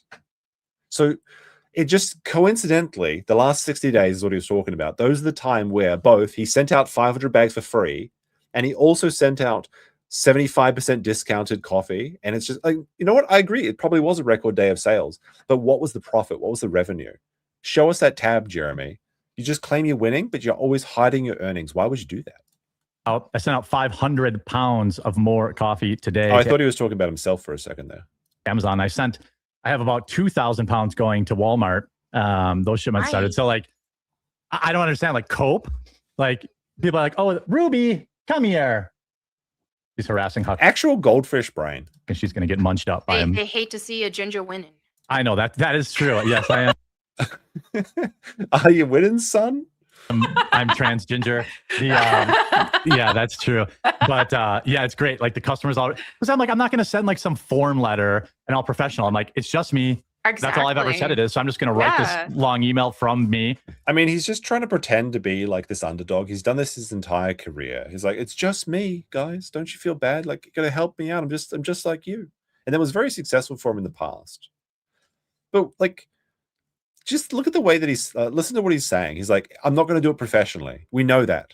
We know that. And be authentic. And the response was tons of people bought coffee, and tons of people were like, dude, we, so when we transitioned to fully Amazon fulfillment, there was some glitch with the website. So it resent like 500 orders. This is a lie. There is no way this is true. if this was a glitch in Amazon's website, surely they would cover the cost. Amazon just doesn't gobble up 500 products as a glitch and then say, whoopsie daisy, I guess you have to pay for that.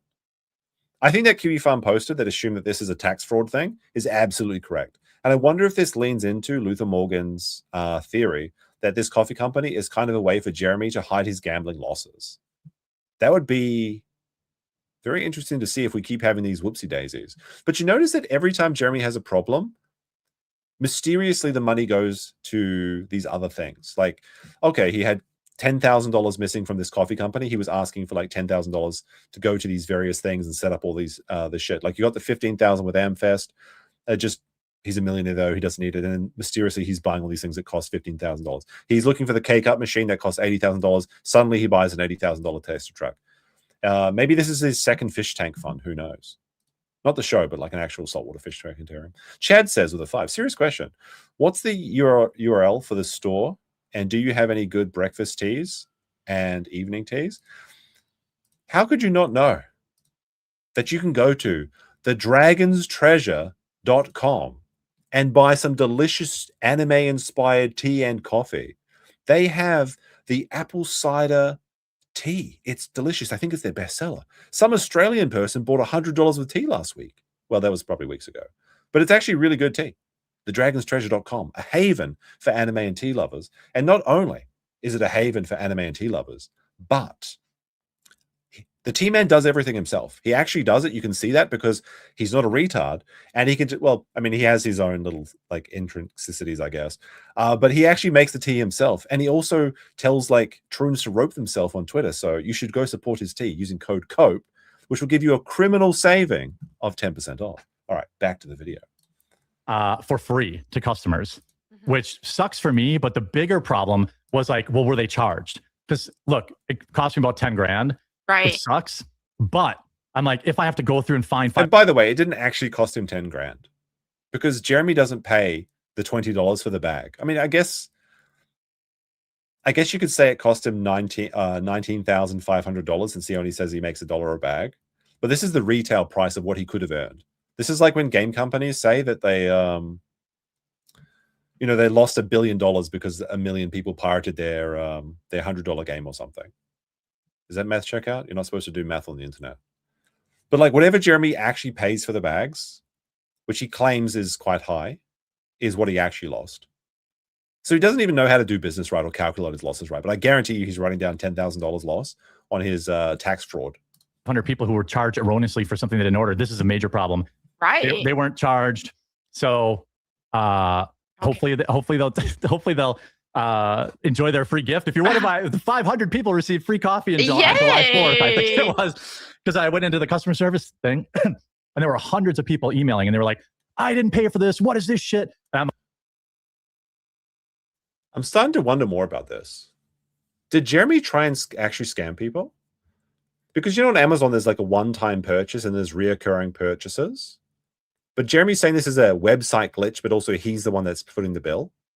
Did Jeremy try and trick people into setting up subscriptions for coffee and then auto-bill them, and then they found out and they started getting complaints? Then he sent out an emergency seed email or apology email because he sent out that email in desperation very quickly. But then he says later in this video that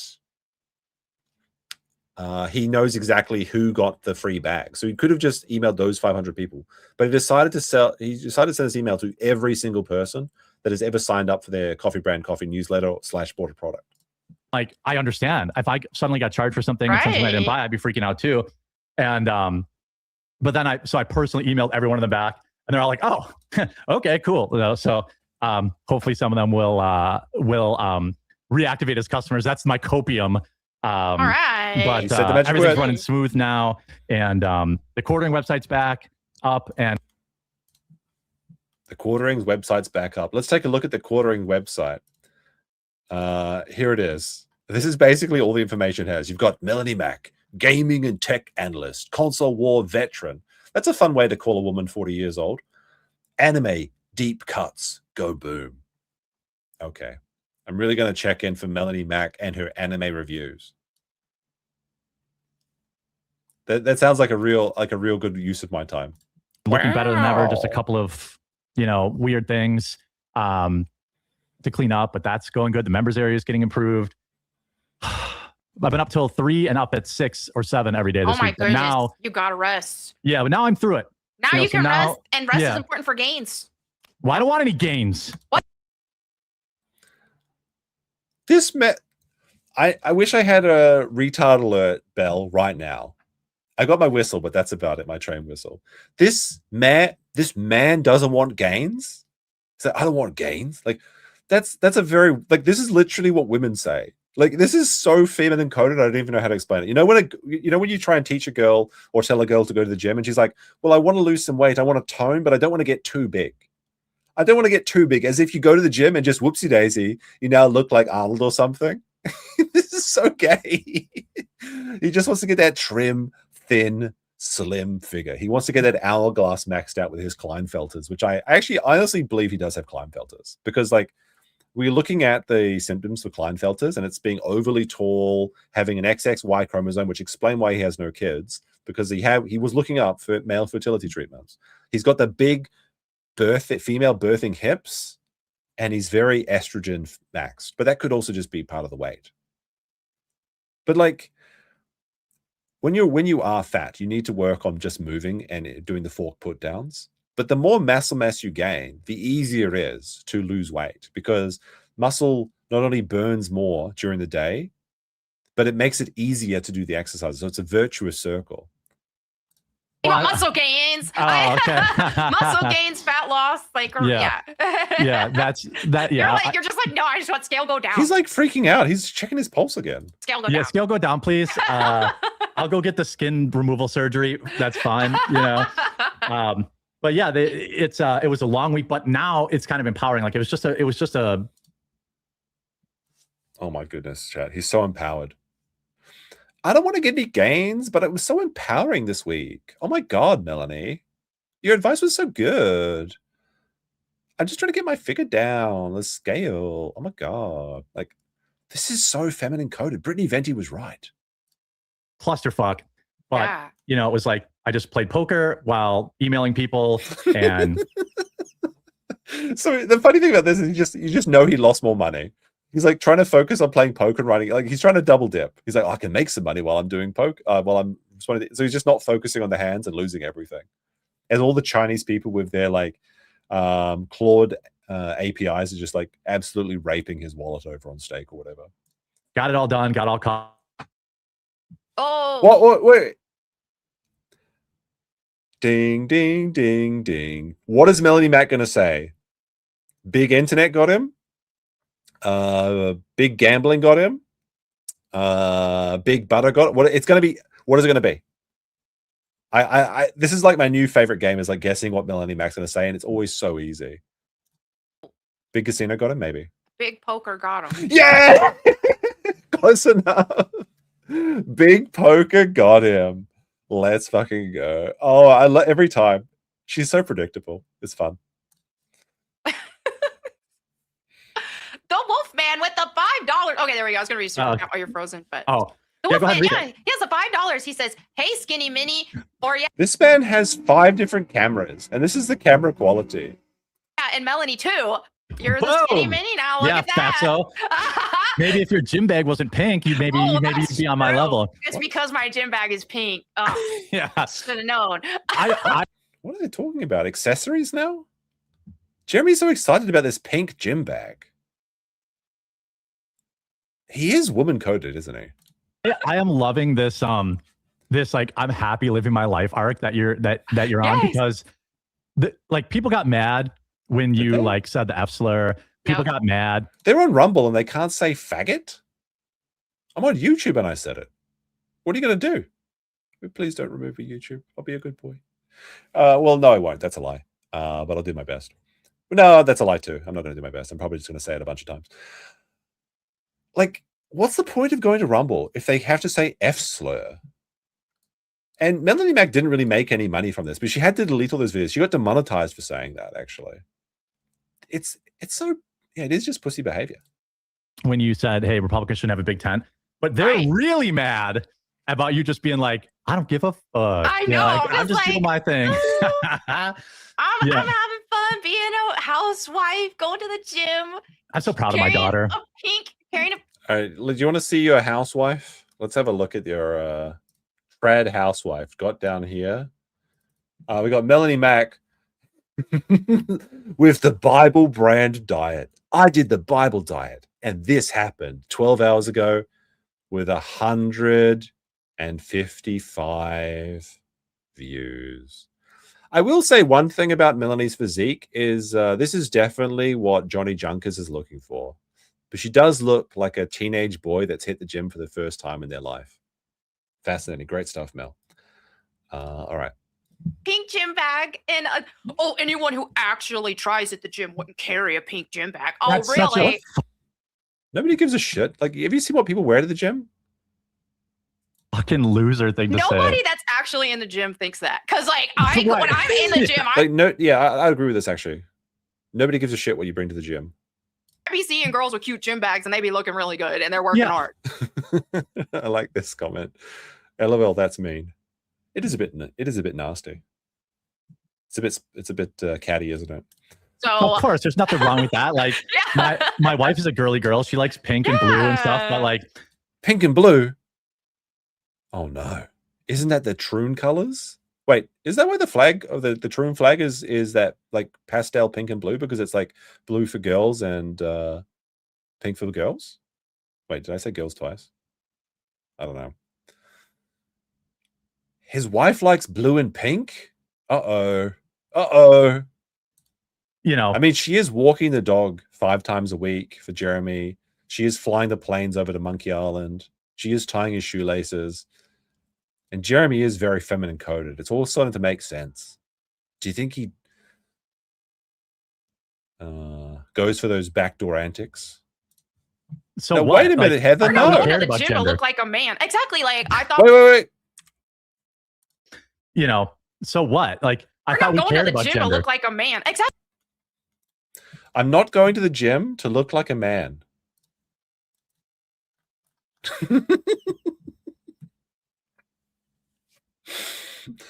Now, look, I'm going to say something a bit edgy here. I like muscular women. However, I still like them to be women. I don't mean like muscle women, okay? Although I did go to see the Muscle Woman bar in Tokyo with Max that one time. No, actually, I went there twice.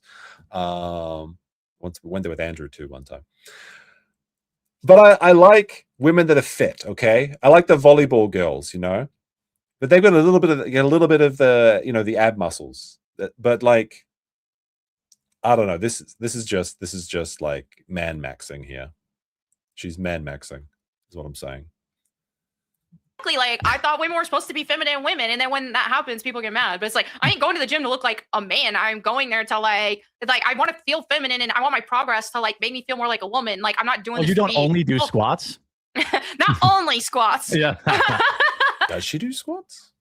But yeah, it's like, hey, the gym for men, yeah, they feel all like masculine and hulky, and women like go to But build Jeremy curves. says he doesn't want gains. Like Jeremy's seething at this comment that men like to get like ripped and buff. And so we like to feel feminine, and so it's fun. Yeah, I don't understand why the I mean, we could just stop it there, and that'd be a correct evergreen statement for Jeremy. He doesn't understand. He doesn't understand anything. Why the it's so weird. Like people are just, I don't know, they're angry all the time. Like I don't know. Like, because at first they're angry. They keep talking about Jeremy because they're angry. Now, remember that Jeremy made like 283 videos about Brie Larson? We might actually check one out today. Because Jeremy's talking about how it's crazy that people are seething at it's crazy that people are seething about his apology letter, and that like talking about Jeremy is obviously unhinged lunatic behavior. But Jeremy made a dedicated video to Brie Larson starting a YouTube channel. This man thought that his most pressing matter was that he had to report on Brie Larson joins YouTube. She's totally just like us. I'm curious. I've never actually watched a Jeremy Brie Larson video. I think we'll check it out next. Sometimes you kind of like when haters get like that, you kind of like, oh man, what am I doing? Am I being too mean? Am I doing something to trigger this? But then when you're just like living your life, the levels of oblivious nonsense here is just off the charts. She knows exactly why people are giving them criticism. It's because Jeremy is actively taking away people's livelihoods and encouraging an environment on YouTube where people are reporting each other now that channels just go down left and right. Mike and Moore's channel was removed from YouTube, and as well, one of the better channels out there that was doing like esoteric documentaries on and live streams on people like these lolcows like Jeremy and other Kiwi Farms adjacent people like DSP, Review Tech USA, Ethan Van Skyver. He had a fantastic video on ComicGate actually, which taught me a lot. And having fun, and people are mad. It's like, wait, okay, so maybe it wasn't me the whole time. Maybe people are just looking for something to be mad at. Yeah. What? He emailed his customers, apologized for a mistake. What a desperate loser! It's like this was literally a desperate email. This is actually desperation, Jeremy. Like he says, look here. I will do whatever it takes to make it right and earn you back as a customer, or of course keep you. No sales pitch. Visit coffeebrandcoffee.com. That is desperation. He's begging people to save him. Like, okay. Okay, now I feel like we've reached the end of the road. Whoa, dude's nose was running and he grabbed a tissue and wiped it off. What a loser.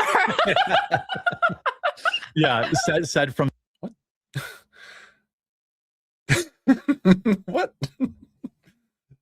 I mean, I don't use tissues. I'm a man. I just rub my nose.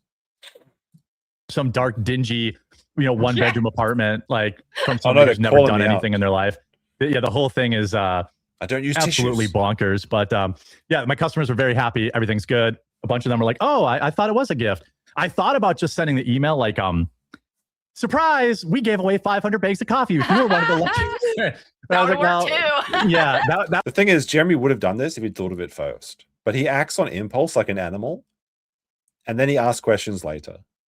He realized that he could have done this because he admitted that he got the list of the exact 5 people who were sent coffee bags. But what happened is they probably got like the notification on their email, like your package is being delivered from Amazon for Coffee Brand Coffee. And they're like, what the fuck, is Jeremy like scanning me or something? And then he could have just sent an email saying like, congratulations for this promotion. And then nobody would have to know about this, assuming that the 500 bags that went out didn't go out to one of the A-logs or anyone that's interviewing the coffee, reviewing the coffee, I guess, or researching it, like Misty Mochi or Luther Morgan. Would have been a better spin, but I didn't. I'm going to send a specific email to. I ran like a SQL query to figure out.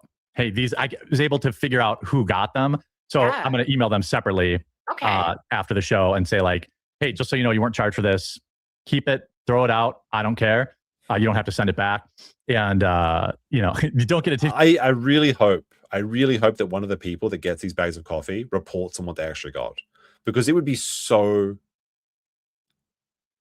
tantamount to criminal, honestly, if one of these bags that went out was one of the mislabeled bags, like the one that went out that was just like an expired, like different brand where they got like the flavored caramel coffee when they were trying to get like the regular dark roast or something. Because if this is like Jeremy just trying to get rid of his like lost inventory and then claim a tax write-off for the $10,000, there's actually like a very solid theory here that he is just trying to scam taxes. So if you're just joining us for the stream now, first of all, you should be hitting the like and also hitting the bees over on Kick. But one of the Kiwi farmers found that you can claim taxes, you can do a tax write-off, I should say, for shipping accidents and things like that for your business. So Jeremy could have 500 bags of this like tiger, like let's say every bag that goes out is tiger's blood, which Jeremy said that was a loss and it was going expired, or like the spiked jack-o'-lantern stuff that was, the summer style jack-o'-lantern coffee. You send those out as a free thing because they're already at the shipping house, they're already in Amazon, to 500 people. You then claim it was an accident and you pay the cost because Jeremy said it was a website problem. So that means that Amazon should pay, but he's paying for it. And then you claim it back on your taxes.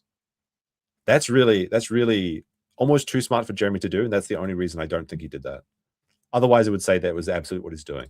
Ginger Rhino with a 2 says corner pounder and the psychic sandpaper sidekick. Yeah, listening to Billy Mac does do psychic damage. That's true. We got Billy Oakey with a, will Jer ever speak without stuttering? Hey, look, I can't criticize him that too much on that front because that's something that I'm also deal with. We got 400 joules over on YouTube. Gunterra gifted 5 subs. Let's fucking go on Kick. And Dexter Nova sent 1 sub. Thank you very much, Nova. Use your sleeve like a man. It took my wife about 15 years to get me to stop farmer blowing. So I don't know, like, and so I don't know. Yeah. So like, be a real man. Farmer blow. Don't wipe it on your sleeve. Might bring the bugs all over your clothes. What is farmer blowing? Is that like when you just like put one thing, or is it when you just use your sleeve or something? So yeah, I'm a little unhinged today. It's a little unhinged Thursday. He's a little unhinged every day. Thursday show. It's a little bit shorter. I'm gonna go. Because I've been working so much. Like my wife's been very bored, so we're gonna go to the fair, and we're gonna look at. Oh, he's mad. Did you hear the way he said that? Now, Jeremy promised a Renaissance Fair vlog, but there's no vlog today. Interesting. But did you hear? We're going to go to the fair. This is like me. This is like me explaining that I'm going to Disneyland. Wait, let's go back. Like my wife's been very. Look at the way he looks down. He's looking at his phone. He's distracted, and then he's just like he hates the idea of going to the fair. Bored, so we're going to go to the fair. And he's seething. We're going to go to the fair. Well, I guess we're going to go to the fair because my wife is just too much of a bitch. Holy shit. He's actually just paying this woman for like 500. Like, this is more expensive than a therapist, I would imagine. Like, $500 is quite a lot. Fine. And you're going to get some steps in. That's really good. Yeah, I am. Yeah, that is. Bored wife, that's not good. Look, when your wife has a plane and direct access to Monkey Island, that's not a good place to be in if she's bored. So good for fat loss. Just walk.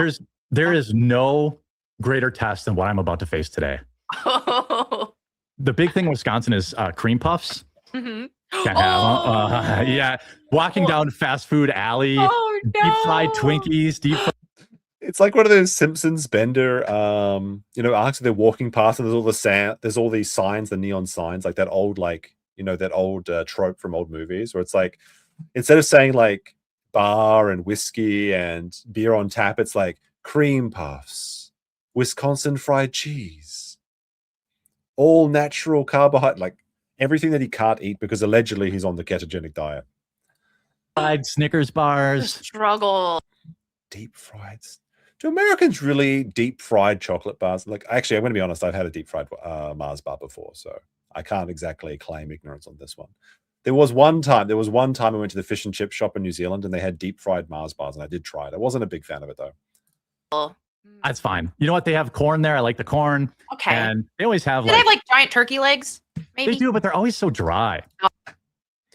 Correct me if I'm wrong, but he can't eat corn. Isn't corn full of carbohydrates? Because they use it to make corn syrup, obviously. Like, there's no way you're allowed to eat corn on keto, surely. I don't know, actually. Because if it's like unprocessed corn, maybe. Surely not. Corn is high. Yeah, it's like basically all carbs. Yeah, that's what I thought. There's a lot of sugar in it. Yeah. Oh, rip. It's the giant turkey leg is an op. Like, it's just every time I get suckered in.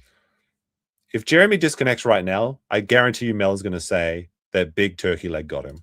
Buying one. They're like, here's some barbecue sauce. I'm like, I shouldn't need that. Right. We got an update. Reardon Steele says that we need to check Jeremy's Twitter. Now, Jeremy has me blocked, so it's kind of annoying. I never actually even talked to him or tagged him. I think what happened is he pre-blocked me. What is this? Let's see. Jeremy just tweeted at the Kino Casino. I see him talking about Candace Owens 4 minutes ago. Unless it's a reply. Let me see. Oh, here it is. Okay, I found it. Okay. This will actually lead in nicely. We'll get to this. Eating it, and it's like a puff of dust comes off of it. I'm like, no. Even at the Ren Fair, I was like, are you going to get a giant turkey leg? I'm like, no. They're like 14 or 18 bucks, and they're garbage. Like, they're cool for a social media photo, maybe. Right. Jeremy's decided to torture himself. You know what? I got to be honest. He's so rich, and he's doing so well. And it's his best month ever at Coffee Brand Coffee that he can't afford a $15 turkey leg. Usually when people do well, like a good job at like a good month in sales, or like your own company or something, you like celebrate, you go out, you have a bit of a ball. He's like, I'm going to go to the fair and I can't even afford the turkey leg. Hasn't been hard. I think he's both seething at his wife and the Renaissance Fair because he knows he can't go there. It'd be so funny if they contacted the fair and got him banned from that as well. That's good. And I think that is the then it would be no fair. Big difference between when you're trying it and when you're finally like into it and committed. It clicks. It finally clicked. Like I've tried dieting for the last 15 years, and now it's just like, I have a cabinet full of junk food. I didn't get this way by I'm not even tempted. Like, it's just like he's got a whole cabinet full of junk food. That's a recipe for success there, Jeremy. I'm not even tempted. Not even tempted. Well, maybe you aren't today, but it's going to be there forever. Like, he's setting himself up for the best results. You can tell. Like, there's no way. And so the state fair will be a test of the smells. What I'm going to eat before I go. A test of the smells. I think that's what his wife has to endure every single day. So I'm not Good, that's smart. Yeah, but it's like, dude, I've been on this now for almost 3 weeks. So I have zero interest in sabotaging, screwing it up now. Yeah, like it's just there's no way. Tomorrow I'm probably taking the day off. I don't know yet, but don't be surprised if I don't stream. I'll like tweet or something like that if I do. But he didn't tweet, I think, about his log being missing, which makes me think that it's just not happening. I'm at a level Maybe of it'll happen burnout before right the now stream that is finished. Is biblical. So I need to unplug for the weekend. Wait, what do you say? Level of that is biblical. So I need to go back the day off. I don't know yet, but don't be surprised if I don't stream. I'll like tweet or something like that if I do. But I'm on a level of burnout right now that burnout is biblical. So I need to unplug for the weekend. Sit in the hot tub. All right, so let's see how Jeremy's unplugging for the weekend is going. There was this Kino poster said, "Good morning, everyone. Here's the Jeremy segment from the 5th of August, part 1 of 5. The boys went over 3 hours. I dare anyone to try and watch more than 1 minute of this cringe and funny slop. And do they need these JR segments? They do these JR segments for hours?" Jeremy responds saying, "I have never seen an obsession quite the same. It's nice to have fans." Yes, it is nice to have fans, Jeremy. It's very nice. I wonder if he's hidden any... I guess you don't hold replies on responses, though. You can't do that. So Jeremy think this is an obsession, all right? It's obsession for men to talk about Jeremy.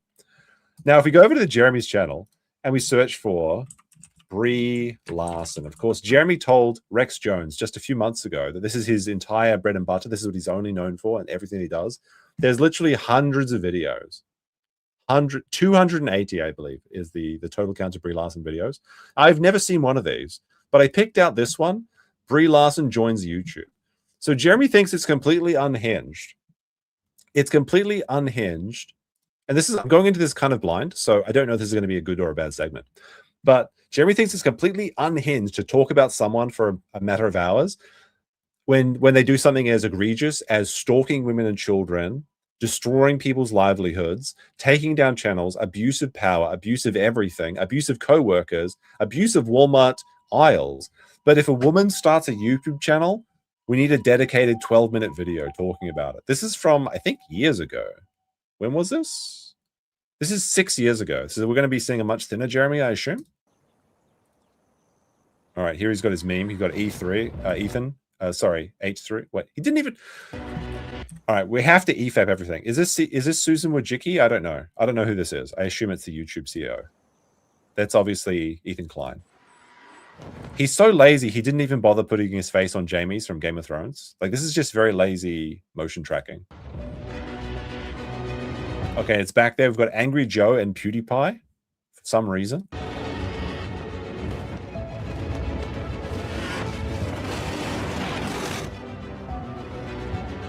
Okay. Brie Larson has appeared as Daenerys Stormborn for some reason. Is this funny? Jeremy's made himself Tyrion the Imp, which is the person that serves Daenerys, which doesn't make a lot of sense.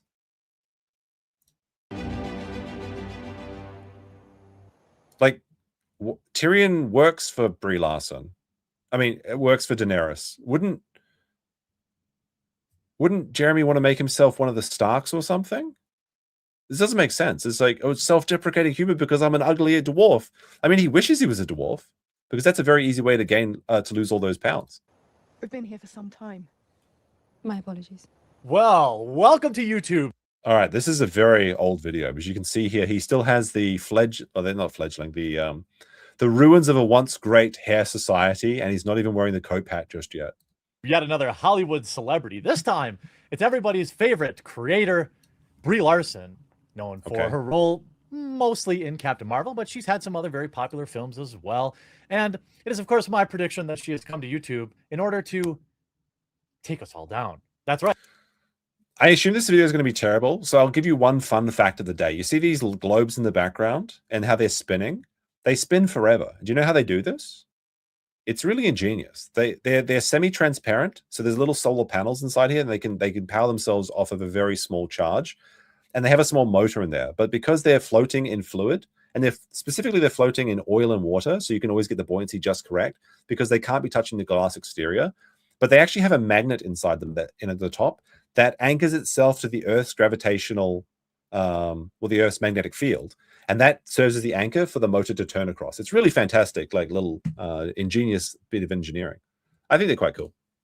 Because now that she's a YouTube content creator, he seems happy. Well, that's because he still has all his toys. I need that Don Flogandy jingle. Where it's like, arcade gone, toys gone, wife gone. Oh, you know what I'm talking about. She'll be protected by YouTube's creator-on-creator policies. So people can't make endless videos mocking her like they could have before. I'm sure that's just a coincidence, though. You're allowed to make fun of other people on YouTube. What is Jeremy talking about? That's right. According to a nationwide marketing blitz, Brie Larson has created a YouTube channel, and therefore that is extremely newsworthy. So I will cover it. Okay. Who gives a shit? A woman started a YouTube channel. I see discussing film. Now, I think that women should be banned from the internet. Let me be clear right here. That would get rid of a lot of our problems, such as Melanie Mack. However, like, honestly, who gives a shit? This man, like, Brie Larson was cringe, and this man made hundreds of videos about her. But apparently it's unconceivable levels of obsession to talk about Jeremy for actually ruining people's lives. Brie Larson has started her own YouTube channel. Yeah, just like a billion other people. Really nothing interesting about that. But that's why he made a 12-minute video about this.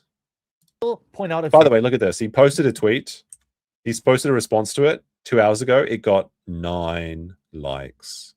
Doesn't Jeremy have like 200,000 fucking followers on Twitter? Just like a billion other people. Really nothing interesting about that. But by the way, there's a fun detail. Like, there's a lot of pausing here, obviously. There's a fun detail in these old videos of Jeremy. As you can see how many ads he has on this sidebar. So this is very early days, but he only has 3 ads. He's got Minds. Well, that was a real great endeavor. You got Twitter and you got YouTube. There's no coffee company. It's a simpler time. Point out a few things.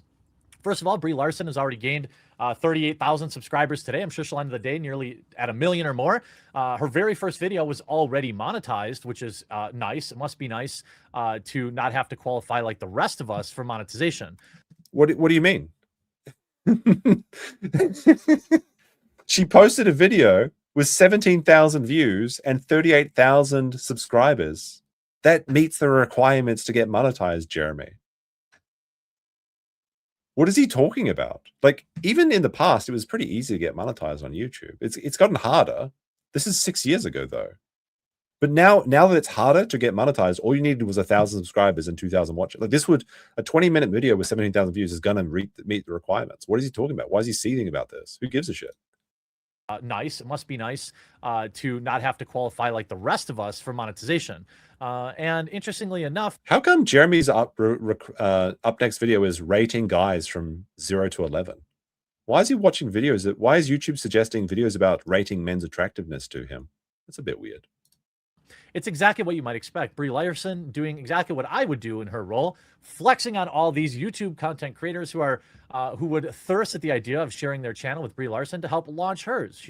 There's such shoddy production quality here. Like, he hasn't even got the video centered in his frame, so his the recommendation tab is taking up like 1/4 of this screen. Just move it across. On Hot Ones this morning.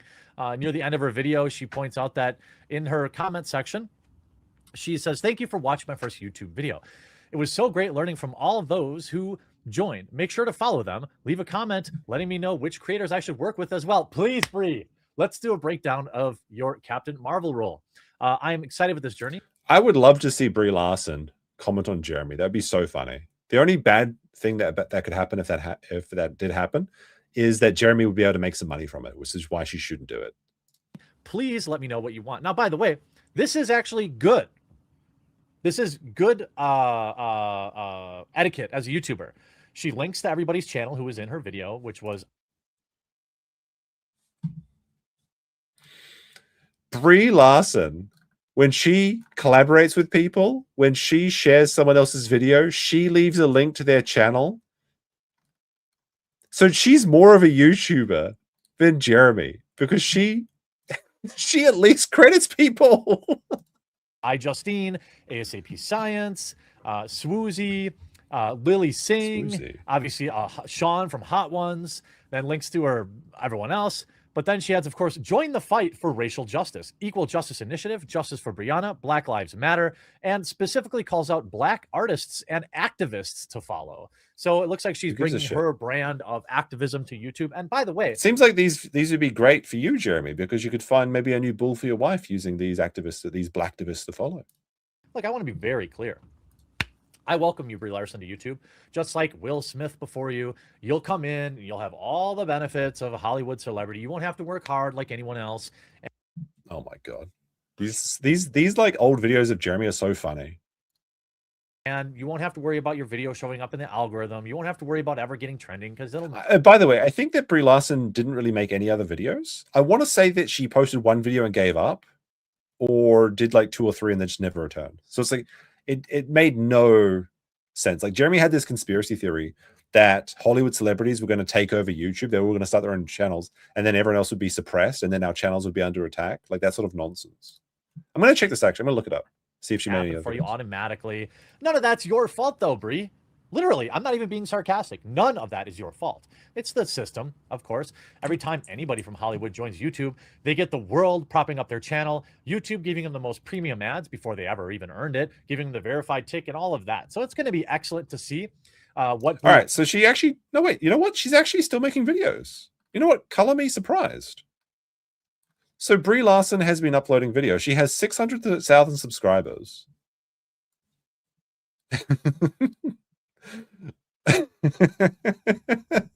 We found out why Jeremy's so mad now, actually. So she has 600,000 subscribers and she's posting vlogs and her vlogs are getting more views than Jeremy. Let's go to Japan. Super Mario Galaxy movie premiere. 61,000 views on her vlogs.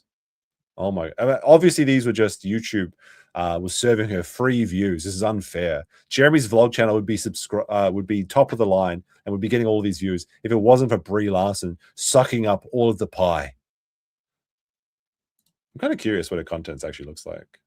This is the Brie Larson channel. I got to be careful here. Maybe she'll copyright strike me. Who knows? I assume not if I just watch a few things. I mean, it's got better editing than Jeremy's vlog so far. She's going from Canada to Japan. Like, it's an actual vlog.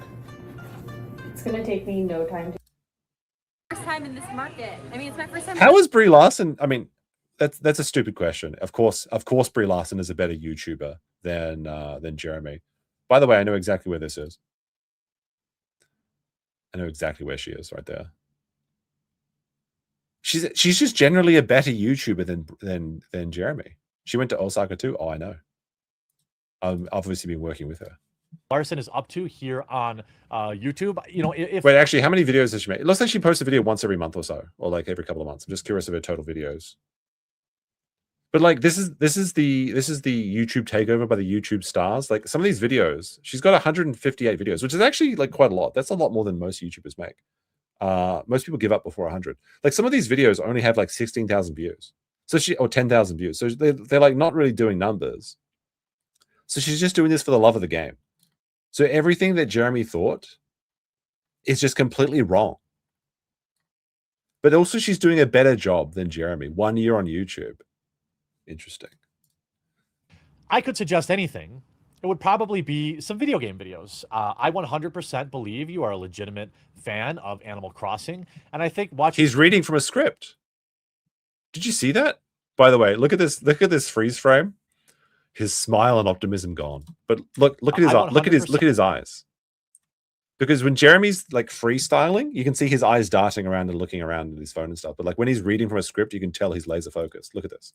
I could suggest anything. It would probably be some video game videos. I 100% right believe here. You are a legitimate fan of Animal Crossing. And I think watching Brie Larson play Animal Crossing could be a good PR move for you. Not spending time with Lily Singh, that's probably not. But you're not trying to endear yourself into the YouTube community. You just want to appeal to the same Hollywood drones that love everything about Hollywood celebrity out there. I mean, no, she's just making vlogs about her girl life or whatever. You can look at some of the articles that are just so so happy. I mean, look at people are really angry. Her video says, "So I made a decision." So she gay baited or whatever. People thought she was coming out apparently, which is kind of funny. Jeremy is criticizing her for making a clickbaity title. The audacity of this man. Bree be like, "Yes, I'm coming out as a YouTuber." I turn on your post notification.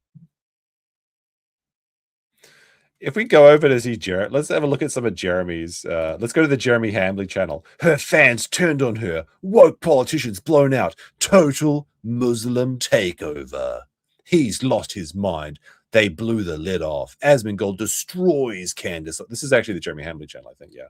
By the way, Jeremy Hambley has almost made his way out of the short jail, but it's still not doing great. Oh, I actually have a few more numbers here. Like I saw a couple of these were at a few hundred views. It looks like he's almost successfully stolen his way out of the YouTube short prison, which is unfortunate. This is for you, gay or not, Bree. So everyone thought apparently now he's reading that again. She was gay. I hope you talk to smaller creators and not all the famous ones in the future. That would be nice. Then you say YouTube, great. Of course. Exactly what I'm talking about. Look at YouTube already replying within an hour of her tweet. We need the Animal Crossing stream now. I can't get YouTube on the phone, and I've got 800,000. No, he didn't. No. Wait a minute. Crossing stream now. I can't get YouTube on the phone, and I've got 800,000 subscribers. I've got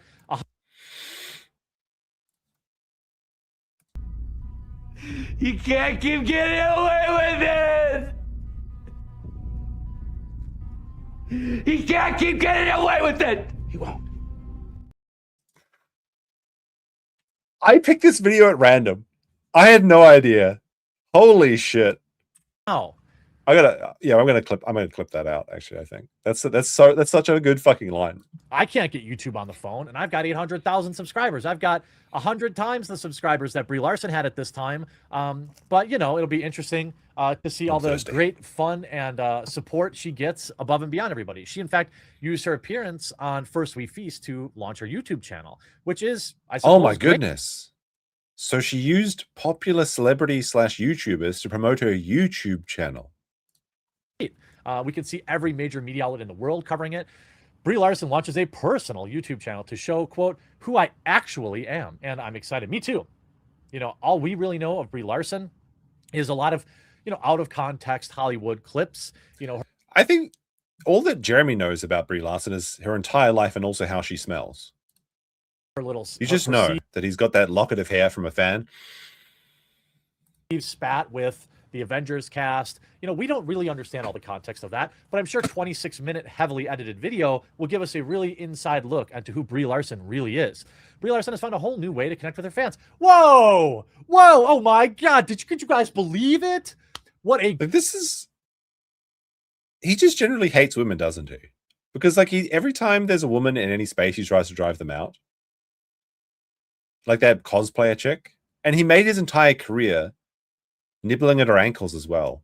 He should be over the moon, but he's actually generally mad that a woman is starting a channel on YouTube. Groundbreaking marketing move. A Hollywood celebrity with a gigantic existing following created a YouTube channel? What will this woman think of next? The Captain Marvel actress, 30, is the latest celebrity to launch her own YouTube platform. So she's 10 years younger than Melanie Mack. And this was 6 years ago, though, so I guess 4 years younger. And extensively reveal. Oh, they have the exclusive scoop. Larson posted a first video on her channel on Thursday, introducing fans to her page and teasing what's to come. YouTube has always been a place where I've learned so much, she says in her introduction. Whether it's been how to use my printer or been watching how to be a considerate activist. This is the place to talk about things that are important and that matter to her. Larson's introductory, video showcases a wide array of guests who will be making the off-center of this really does frustrate me. Appearances in upcoming videos, including her grandmother in a sweet cameo. I'm incredibly excited about joining the YouTube family and having a huge advantage over the rest of the creator. And having the opportunity to share a little bit more about myself through personal videos and stories, Larson tells people. For so long, the internet perception of me has been specifically this carefully curated lens of the press pegged to a specific project that I'm promoting. It's just reading this article from people. He was hiding it before. When I said he was reading the screen, this is literally the script he was reading. Brie Larson has found a whole new way to connect with her fans. The Captain Marvel actress, 30, is the latest celebrity to launch her own YouTube platform.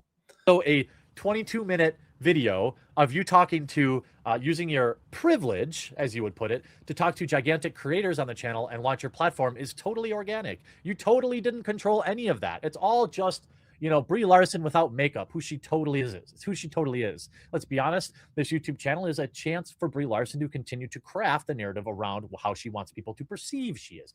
Yes, that's all social media. Has this man never met a woman? Oh my God, her Instagram posts aren't authentic. Holy shit. Said, better her than anyone else. I think that's reasonable. I've been hesitant to reveal too much about myself, partly out of fear of the unknown, because I also had an idea that people wouldn't be able to believe me as other characters. I see my channel as a way to break away from this line of thought and become more vulnerable and open up about my flaws, what I am passionate about, and who I actually am. I would love if you did a Q&A, Brie Larson, and you asked a question about why you don't care what some 40-year-old white guy has to say about your videos. Because she's living her life and not obsessing over people on the internet. Unlike Jeremy. Wait. This is there's no way that this is real. Hold on a second. Wait.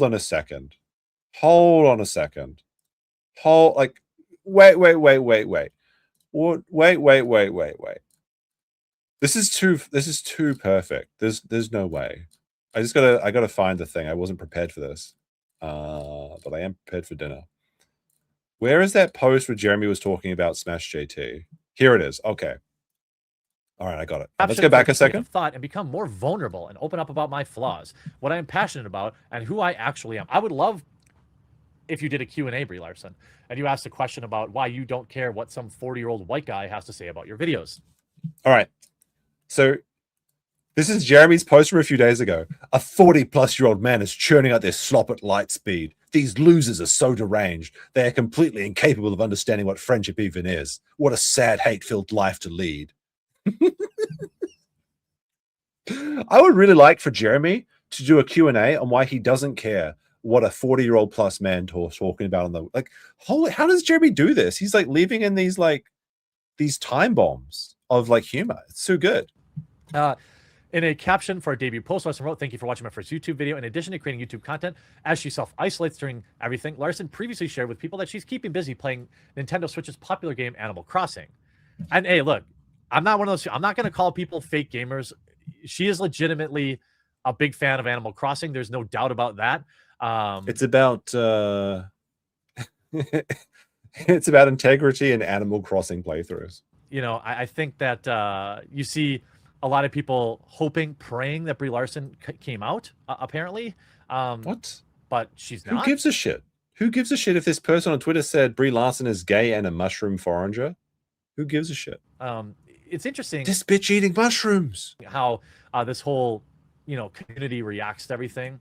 But nonetheless, you know, welcome Brie Larson to YouTube.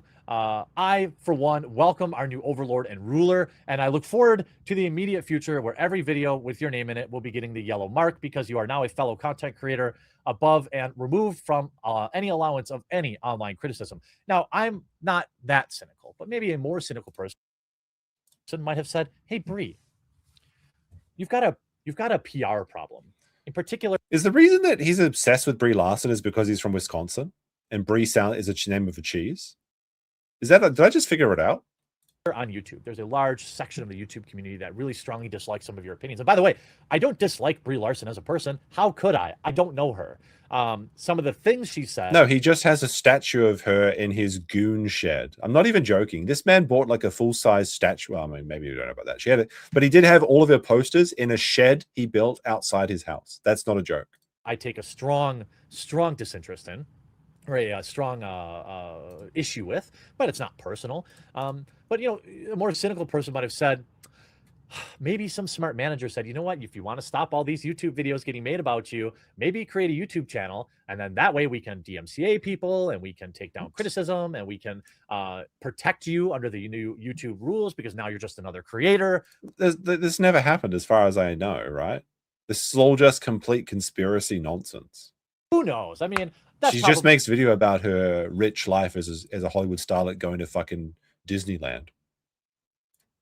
a little bit too far down the rabbit hole. I'll be interested to see all the great videos that Brie Larson puts out and how easily she'll meet on #1 trending almost every single day. She got 11,000 views on her video last month, which is more than you got, Jeremy. And how she'll continue to get the most premium ads and the most premium placements and reap all of the benefits of being just another YouTuber. Hope you enjoyed this video. We'll talk to you again real soon. I guess Jeremy must have like most recent video selected or something for this, because what is this? He's like his post roll thing is advertising his shorts. He's got like a double thing on that. He actually looks scared. Holy crap. All right, I gotta do a quick intermission, guys. All right, so got some more stuff for you coming up after the break. I'm gonna play a quick tax-free and get my water refilled and everything. Don't go nowhere unless you have to go to work or something, I guess. We'll be right back with some more stuff. Yeah. Did you hear me? It is tax-free. My Zannies, my hookers, my super chats too. Hit that button, cause every single super chat I got it tax-free. Tax-free. Take out your pill bottles, shake your pills, shake your pills, because it's gonna be tax-free. Tax-free, tax-free. Tell your wickers that we got it. Tax-free in my little tin shack. Cats flying in tornadoes. Gun flopping up and down, let's get the guns out. Gun, gun, gun, gun. Shake it around when it's tax-free. Wiggle, wiggle. Wiggle, wiggle. Wiggle, wiggle. Wiggle, wiggle. It's a tip, so it's tax-free. But wiggle. You best not fold the bullshit, because these super chats, they all tax-free. Wiggle, wiggle, wiggle, wiggle, wiggle, wiggle.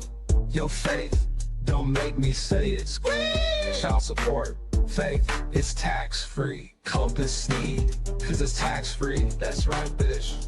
Now kiss my Gucci hat, I said kiss it. It's authentic, bitch. It's time to gun out. Shake your gun like you mean it. Squeeze.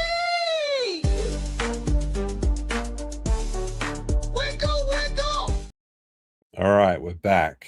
We're back, and we have some bad news, chat. It's terrible news. Demons are literally coming after the quartering. This is like Jeremy is so influential. He's so important to the net, to the message, that actual demons are coming after him. He's actually not just fighting with trolls and A-logs from Kiwi Farms, but literally the devil. Podlucky says, need to go. Just wanted to say, suffer, beer, suffer, Jeremy. Well, I hope you have a nice day, Podlucky. Thank you for sending your lovely message. I appreciate it. All right. So this is from Alyssa Clips. Let's start here.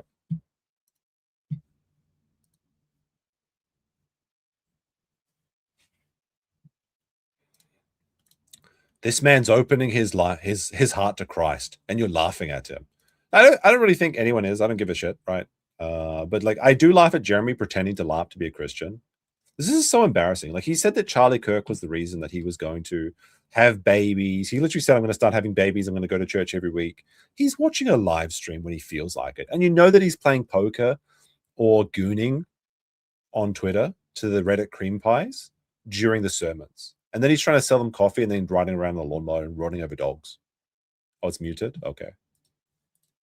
We'll go back. What's interesting is he had recently been opening his heart to Christ, and some people are laughing about that or whatever. But if you are a believer, you know that that is the time when maybe the demons or devil attacks the most. You know, when I started, this is what happening to, like, okay, he's literally going into his personal anecdote of being attacked by demons because he was stalking women, filming down people's tops, and depriving people of their livelihoods. My journey, and it's only been basically a year now, that's basically when all of these crazy attacks on me started. Now, is it a coincidence? It might be. You know, I'm not like a lifelong. What a coincidence. Do you think he believes this? Because, like, he was trying to move Melanie and Hannah into the compound. Is he starting like a polycule cult where Jeremy is the Lord and Savior of 40-year-old busted women? I mean, at least Hannah Claire has like children. Believer, I'm not like totally full-on Kool-Aid drinker. But as somebody who basically coasted through 42 years of their life without any major controversies or drama, Yeah, he just coasted through 42 years. There's never been any sort of drama whatsoever. Who could believe this? It's going to church, and then immediately all hell breaks loose, and people are trying to destroy my business and swatting me and just trying to destroy my, my family. Oh, by the way, speaking of swatting, apparently Camelot said that he was getting swatted today, potentially by Jeremy, I think it was. So Camelot said earlier today, I don't know how verifiable this is. I didn't see any of the pizzas, Cody. He said, been streaming tonight about the quartering, and it looks like like he is watching and sending cash on delivery food to my house constantly. So he's being pizza swatted, which means he will likely move on to swatting soon. Probably not a good idea, Jeremy, honestly. The thing is, I wouldn't put it past the quartering's dents to swat or pizza send people, but Cody does have a lot of interesting characters in his chat, I'll say that. Like that guy that was like charging back tens of thousands of dollars and things, So who knows? Was it Jeremy? But surely it must be Jeremy. Because Jeremy's a bad guy. If you think that Jeremy was sending pizzas to Camelot, press 1. If you think it's a ridiculous conspiracy theory, press 2. Now, here's the thing, is I know that Jeremy wasn't sending pizzas to Camelot's house because Jeremy couldn't send a pizza to anyone's house but his own. Now, if it was sending things like protein powder, cash on delivery, then we would know that it was clearly Jeremy because he never uses that. He doesn't want his I don't think it's that big of a leap to think maybe there were some other forces behind that. I don't know. I happen to think that we are at war right now. I think that there are a lot of the things going on, to me, feel biblical. At some point, there's kind of only so much. This man thinks that people making fun of him on the internet is biblical. I mean, it's a biblical felting. I'll agree with that. He's so... how do you even describe this? This is ridiculous. One person can take, and I've never seen it this bad before. Obviously, I guess I have because I've had friends, take the coward's way out and seen it. And I remember one day I went to work, and a buddy of mine who worked at the shop next door to us got there 8 o'clock in the morning, and he was hanging from the tree outside the back. What? I mean, it's up. I never knew it. This can't be a real story. I'm not doubting that someone that Jeremy used to work with offed themselves. Sure, that happens all the time. But he got to work and there was a tree outside the work. Is he saying the workplace, or does he mean at his house? He just got to work at be your own IT or something, and there's just a tree out, he's back in the lemon tree and there's just a guy swinging. I'm gonna have to this is a very morbid situation, but I'm gonna have to see some receipts here, Jeremy. Is there a news article that goes along with this? There's no way this is true. Sure. Let me see this again. And a buddy of mine who worked at the shop next door to us got there 8 o'clock in the morning, and he was hanging from the tree outside the back. No, so this was Jeremy went to work and there was a guy in a tree behind his work. There's no fucking way. No, I'm sorry. This just did not happen. I don't believe this. I mean, tragic if it did, obviously, but was it one of his wife's bulls? Did they get lynched? Jeremy was really heartbroken. He's like, no, now we need to replace him. I mean, it's up. I never knew it. I never knew he was upset. Never said anything about it, and I will never forget that scene. There's another friend of mine did the same thing in his basement when I was in 5th grade, and he was only in 7th grade, 6th or 7th grade, and he did that. People, you never really know what people are going through. And like I said in yesterday's video when I covered this, if you don't have anyone to talk to, you can email me. I'm not. This is not. No, you shouldn't be. You shouldn't be sending emails to internet people if you're in to find someone in your community. This is a weird parasocial thing. This is Dear John tier from Ricada, whereas he became that guy's emergency contact or something. There should be a boundary. Jeremy just wants the good feelings of trying to be a savior. He wants to be a Captain Saberho for random internet people. He doesn't have the required attention span nor the experience to deal with these sort of people. This is some this is insane. He just thinks that he's so highly of himself that he can just save these people from walking off a ledge. Licensed doctor. I'm not a licensed psychologist or therapist. If you feel like there's nobody and you need to just write a vent email or something like that, you can always email me. I guarantee you he sends like, if anyone emails him with these actual problems, he's going to sell them Coffee Brand Coffee. It's like, these people are very susceptible at this time of their life. I can sell them, get a couple of extra sales there. Like, as well, if you're going to jump off a cliff, you may as well buy 10,000 bags of Coffee Brand Coffee, because you're not going to need the credit card anyway. Where you go, right? I mean, it's a win-win situation. You can just thequartering@gmail.com. I can't promise you I can offer you any solutions, but I can promise you that I can at least offer you an ear. Sometimes just venting can help a lot of people.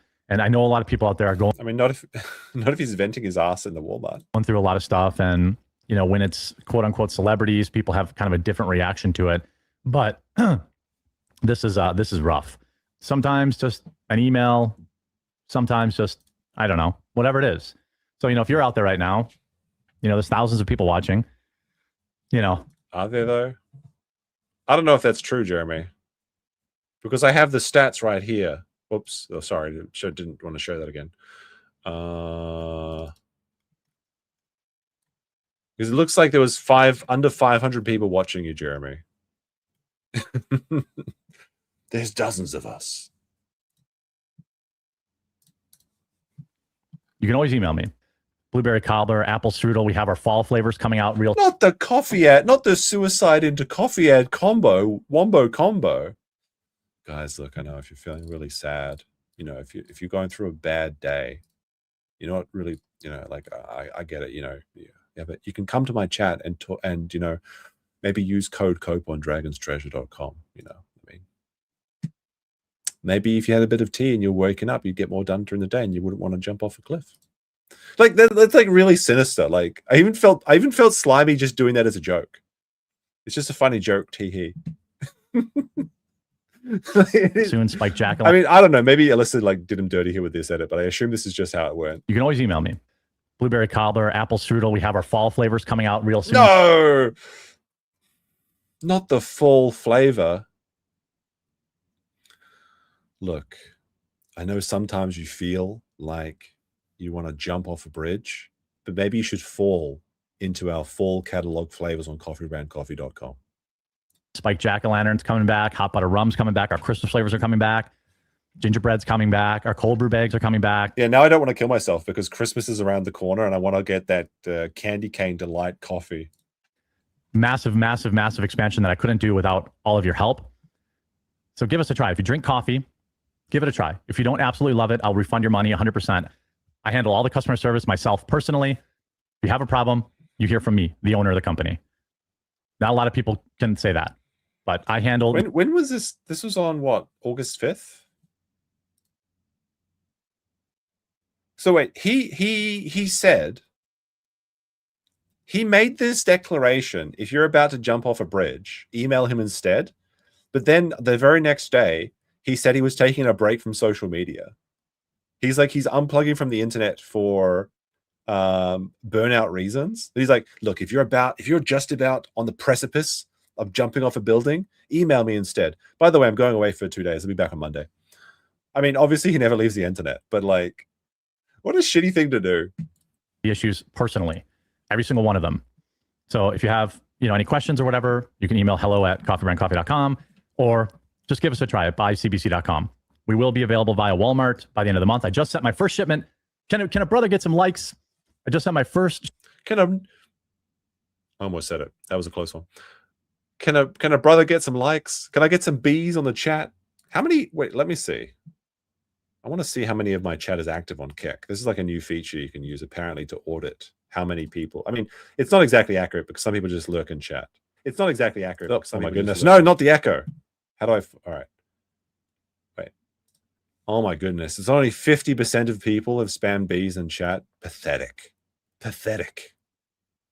I love my B bros, but some of you aren't active chatters. How dare you? How dare you? Shipment to Walmart today. And another massive shipment, hopefully on Friday, will be headed there as well. Did you say a massive shipment? First shipment. Can a brother get some likes? I just sent my first shipment to Walmart today. And another massive shipment, hopefully on Friday, will be headed there as well. So it will be available via Walmart probably sooner than later. before the end of the month. So if you're like, I hate Amazon, I want to buy there, you'll be able to do that. So that should be cool. Is that? Are there actually people who don't use Amazon based on ethical reasons, but then they go to Walmart? Like, is Walmart like a good boy corporation or something? Pretty good for a drop ship coffee company, huh? You see a lot? Not really, because even Luther Morgan's on Walmart. A drop ship coffee available in the places I'm available? No. Yes. Pretty good for half of Amazon's listings are drop shipped. By the way, there was this other post that I saw. Where was it? Soap brand criticism.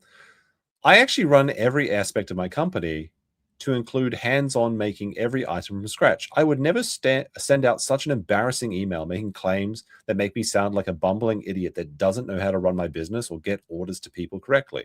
That email doesn't reflect well. It does read of desperation that his coffee isn't selling and once again trying to scam customers. I just hope that one day he respects the customer more than he cares about his ego. So like he's always saying like, let's see your coffee company, or let's see your company. And it's like literal companies are like styling on Jeremy. You even had his own ex-sponsors, like that ammunition company. And now the small one-man soap operations are actually dunking on him too. We got War Wizard with a 2. Says, been feeling kind of down. Shot you an email, bud. I probably won't respond to it. Just stop being sad. That's how I deal with it. Is like just be happy, you know. But obviously a joke. We got some South African czars. I love you're in the casinos chat every time. I can't. Sometimes I have to stop watching it because I can't get work done. I try and listen to streams while I'm doing my daily not ritual, but my daily work stuff. But I've been getting very distracted by streams recently, so I'm going to have to disconnect from the internet a little bit myself, which is why I've been very busy this week and I didn't do a stream on Wednesday. Although speaking of that, I was on Kestercast, so I'll link this out at the end of the stream if you want to go check it out. So there was like an extra third stream here where I was interviewed by a couple of lads. They were quite friendly to chat to. Nice little friendly conversation about locales and local adjacent things. I run in the whole operation. That's it. It's just me. That was a Freudian slip. Someone says, fuck, Walmart will not shop there. Okay, well then Amazon. Or you could shop through the website, coffeebrandcoffee.com. But Coffee Brand Coffee just goes to Amazon. Amazon does all the fulfillment. It's like, well, you hate Amazon, just go to coffeebrandcoffee.com. But that just redirects you to Amazon. All is good. Walmart, it'll probably take a while because it's my first shipment. I suspect it won't even be live until probably sometime in September. I had to he just said it would be available by the end of August.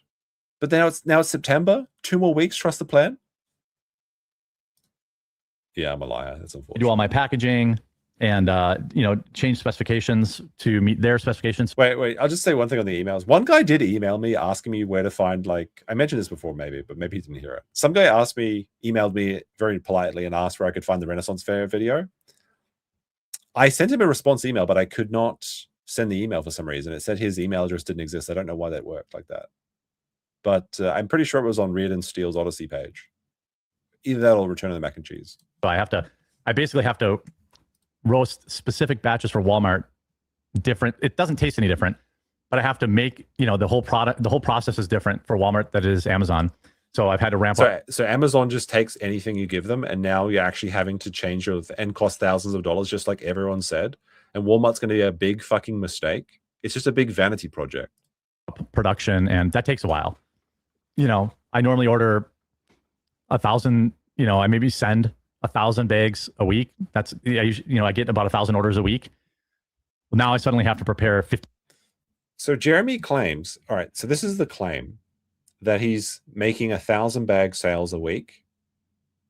So he's not even making $1,000 a week from this business venture. Now, obviously $1,000 a week is fine if that's just what you like, $4,000 a month. It's just like a regular job, basically. Like what normal people do, like pushing papers around Mr. Steinberg's office is what you usually make for $4,000 a month. This is what Jeremy's telling you is a successful multi-million-dollar coffee industry, and he's making not even like a proper salary from it. And that's what he says he makes 50 cents to $1 a bag. And now it's going to be less than that because Walmart's going to be taking a bigger cut, aren't they? 15,000 So maybe he says that Walmart takes less of a cut, but it's going to be more expensive because there's going to be all these shipping restrictions and box sizes and things you have to do. Or 20,000. So, we can't just, if it was, if it was just some dropship operation, I would just up my order, right? Walmart is part of the globalist problem. Okay. No, if you have a dropship operation, you can sell as much as you can sell. If people start buying more, you put more stuff in. Well, he's like saying all these things like dropships can't sell on Amazon, they can't sell on Walmart. That's not the case. They can, absolutely. Well, you can shop the website. Or you know what? Maybe we'll be on shelves soon. More shelves. Bro. You said that you're going to be on shelves in Walmart by the end of July. And now you're on the website, and now it's like we might be on shelves, but not specifically Walmart shelves. Are they going to be on your shelf in your garage when you have all of this inventory you can't unload? Won't be till 2027, though. 2027, trust the plan. Cope sip. My plan is to be on shelves in places like World Market and Target. But World Market, isn't that just a website? Stuff like that, but that's yet another yet another package redesign. I have to buy UPCs, all this kind of stuff. Walmart exposure will get your name, though. Your existence. No. Player One Coffee, who you bought out, they died as a company about weeks after they got onto Walmart Marketplace. This is ridiculous. Should spread via word of mouth. I hope. Well, we're going to be available in Canada before the end of the year, too. So shout out to my Canucks. You guys badgered me enough. Congratulations, Canuckers. You're going to get that coffee. Like, who? All right. Can we have an honest... All right, this is an honest, true and honest poll in the chat. No cheating, okay? How often have you recommended a coffee in your adult life? I think maybe once I have done this. And I recommended the Lawson's coffee because it's the best instant coffee you can get in Japan, basically. Or like machine coffee, basically. Because Japan has shit coffee, let's be honest here. Okay, it's not good. Not like Australia. They've got the good shit. For some reason, Australia has really good coffee. But who goes to the supermarket, buys coffee brand coffee, and then they drink it, and it's so good that they say, look, Brett, you have to try this coffee. It's called coffee brand coffee. Bro, you have to try coffee. This is the stupidest like copium that I've ever seen somebody huffing. The idea that someone goes to Walmart. But first of all, it's not at Walmart, so you can't even do this. This isn't even hypothetically possible. But hypothetically, you go to Walmart, you find a bag of coffee brand coffee, you see the price label of $20 a bag, you buy it, and then you tell everyone at the water cooler that you just have to try this coffee, and then they go to Walmart and they look for coffee brand coffee in the coffee section, and then they buy it for $20. Like, it's not going to happen. This is not going to happen. Only the biggest dents would believe that this is possible. Like, there's no way that coffee, like, the name is just not good. Like, everyone's done this to death, but like nobody cares about the name coffee brand coffee. Most people can't actually remember names of anything, right? Like, if you try and recommend things you actually like to people, you usually get the name wrong anyway. People always, this is one of the biggest problems. So no one's going to run coffee brand coffee. They'll be like, oh, it's coffee. Just try the coffee. I'm like, well, thank you. But Jeremy actually believes, like, has he worked himself into like hypnosis to believe that this is possible? This is just sad. Preto on Corpse with a rage quit says, here comes the Jer Squatch with his feces. He thinks they taste like Reese's Pieces. He's also gay. He's a cryptid. Suffer, Jer Squatch. Indeed. We're just going to start with my flavors to Canada, though. And just ground coffee and see how that sells. So he's sending the fruity shit to Canada. If it sells good, then I'll send my whole thing.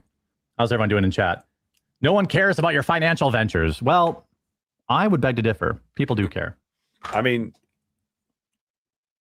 oh my, he's like hot swapping a Zen. Did he just fucking hot swap? Is it like hot swapping is when you have like a camera with a battery and you can disconnect it while it's still charged in and switch the batteries. So it's like swapping a battery or something while it's still active. So like, look at this. I would beg to differ. People do care. He pops in a Zen, then he takes out his old People Swift. do. He's never Zenless. Like he is mirrorless. He's childless. He's coffeeless, but he's never Zenless. That is a sad. Holy shit. No wonder he said that he wakes up with Zins in his hair. Care. Associated people don't, maybe, but that's okay. Let's get to this. Shit reference. Hey, if you care, go to buycbc.com right now and pick up a bag. That'd be great. Let me reply to this email real quick.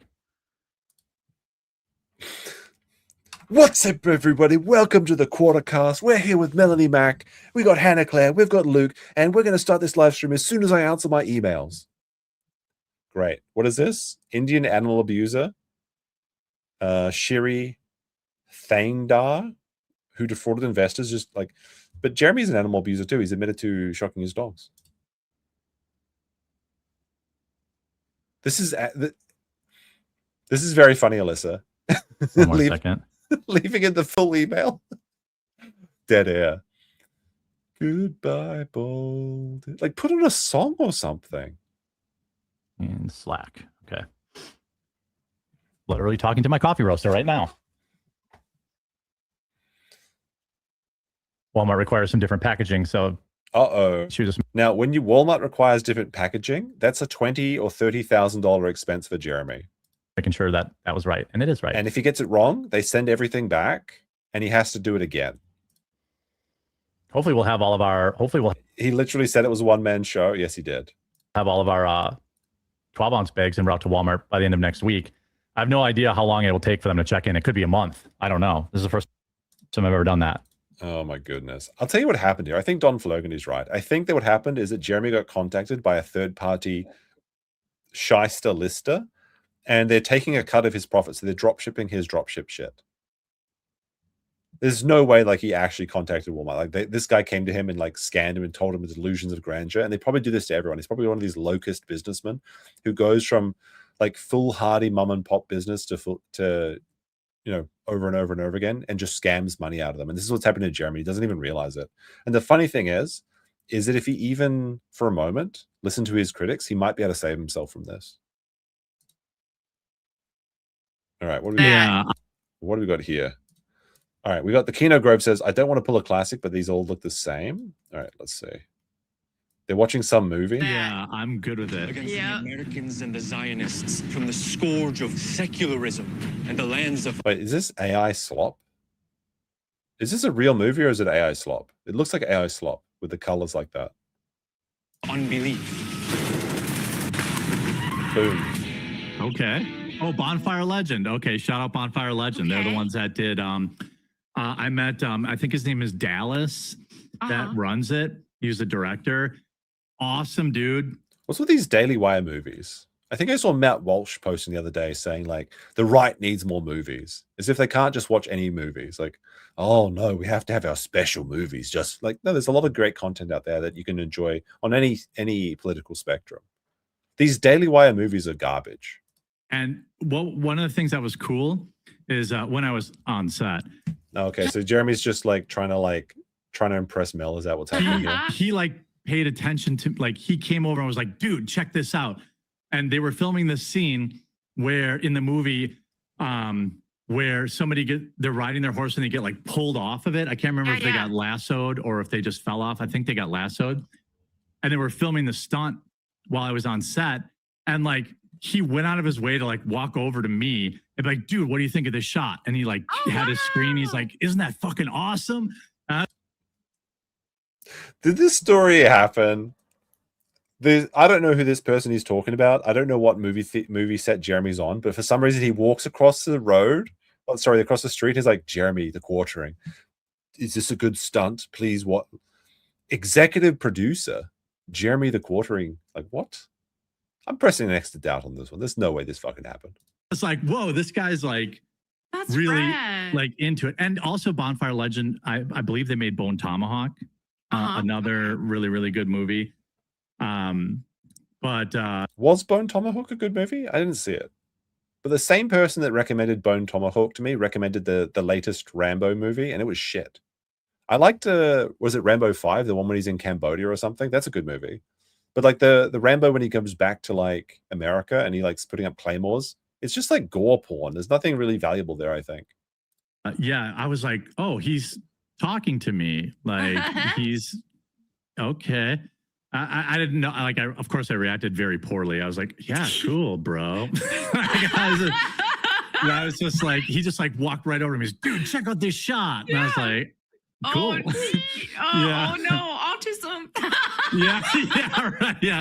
Yeah, exactly. Been there. I get it. Has autism. Excuse just, I'm having an autism moment. Brief interruption for autism. Sorry. Anyone gonna listen to Captain Saunders tomorrow? The retired Delta Force soldier with a new book out. He's the polar opposite of those brain-dead protesters. Given the current climate, should place Woke, black guy, woke. Oh, Daily Wire's cooked, woke nonsense. even be allowed on campus. Mr. Saunders is a close personal friend of Chancellor Friedman. This is a decision I cannot fly. Wait, is this? No, that's not the guy that got canceled and Daily Wire hired him, is it? I think it might be. I don't really know. I don't want to be like, I don't want to pull a classic, they all look the same. That's not what I mean. Yeah. All right, where's he going with this? Like he looks like him, right? I think it is him because I don't know. Otherwise, they've got two black. He played Kang, right?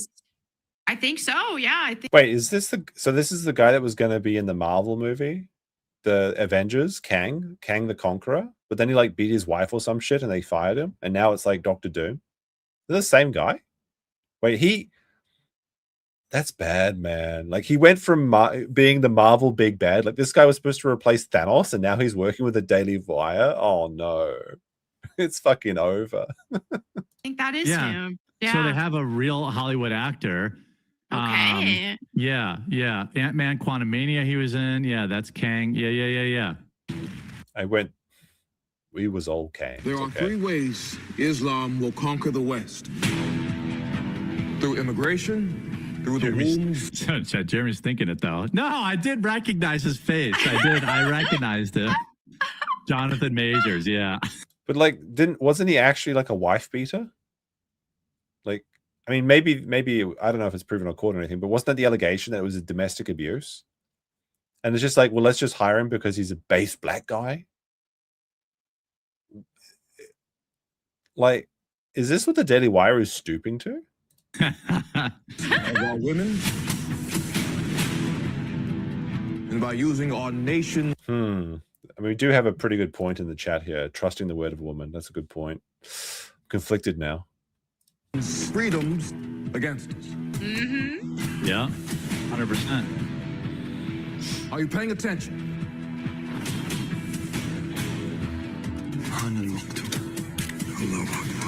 Listen carefully. Jonathan Majors, more like Jonathan Minor League. The great Satan America will fall. Oh shit. Oh. You're infidels. The bodies of women are not pure and the men's souls are unclean. What makes them so? I'm going to be honest. This looks like the Handmaiden's Tale for right-leaning magatards, basically. You know how like Handmaiden's Tale is like the feminist fantasy where it's like, oh my goodness, Trump is he's going to enslave all us women and he's going to make us all into sex slaves, just like the Handmaiden's Tale. Oh, you want to make me into a sex slave, don't you? Stop trying to make me into a sex slave. It's like the right is just like, oh my goodness, we're going to have to fight back because the Islamists are going to be raping all their women and we're going to have to fight them. And it's just a fantasy. Dangerous. Their goals are not in this life. Is this just like that other movie by U-Ball where he's just like, what is it, not law-abiding citizen, but the other one where he's just like shooting up everyone, the immigrants and some shit? Like, it doesn't offend me. It's just like, it seems like a very boring concept. It's just like basically revenge porn. But the next. We got friends here. That movie is good. Like the one where, the U-Ball one or the Handmaiden's Tale. I haven't seen either of them. Just listen to me. Illallah. Oh, shit. Blue hair. Yeah, he got the blue hair. Maybe they're not that. Citizen Vigilante. Yeah, that's the one. It doesn't. I'm going to be honest. It doesn't look good. What? Sell me on the Citizen Vigilante. Why should I watch it?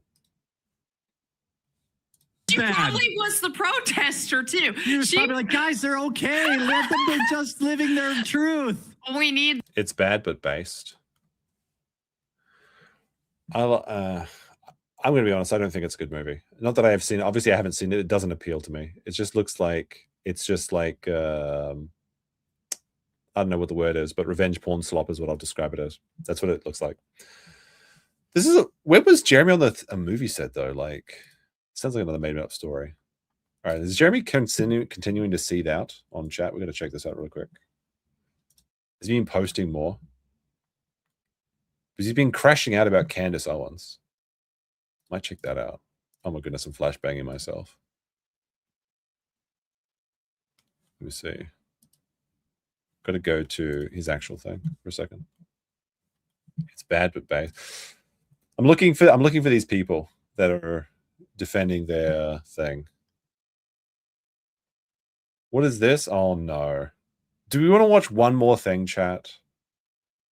Should we end the stream or do one more thing? There's Matt Walsh Burrito Gate. Do you want to see that? Or do you want to see the Joe Rogan versus Candace Owens? I'm kind of curious about the burrito story.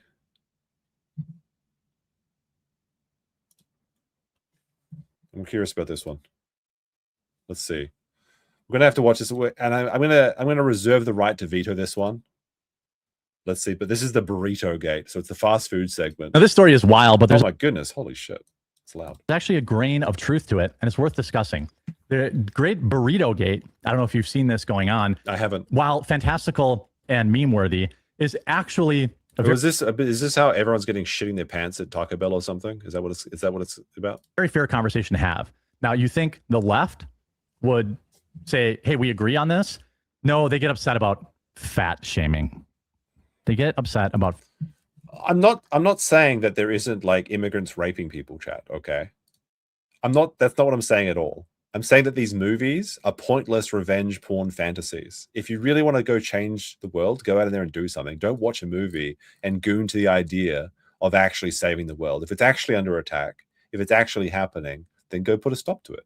This is why it happens in the UK. And I'm not saying it doesn't happen. It absolutely does. It's because you have weak-willed people that aren't making a difference. Fat shaming. And Matt Walsh is taking a lot of heat right now for speaking a truth that I agree. Like, here's how I'll describe it. These movies, like Citizen Vigilante and whatever this Daily Wire movies are, what they are, it's Revenge of the Healer for magatards. That's what it is. Okay?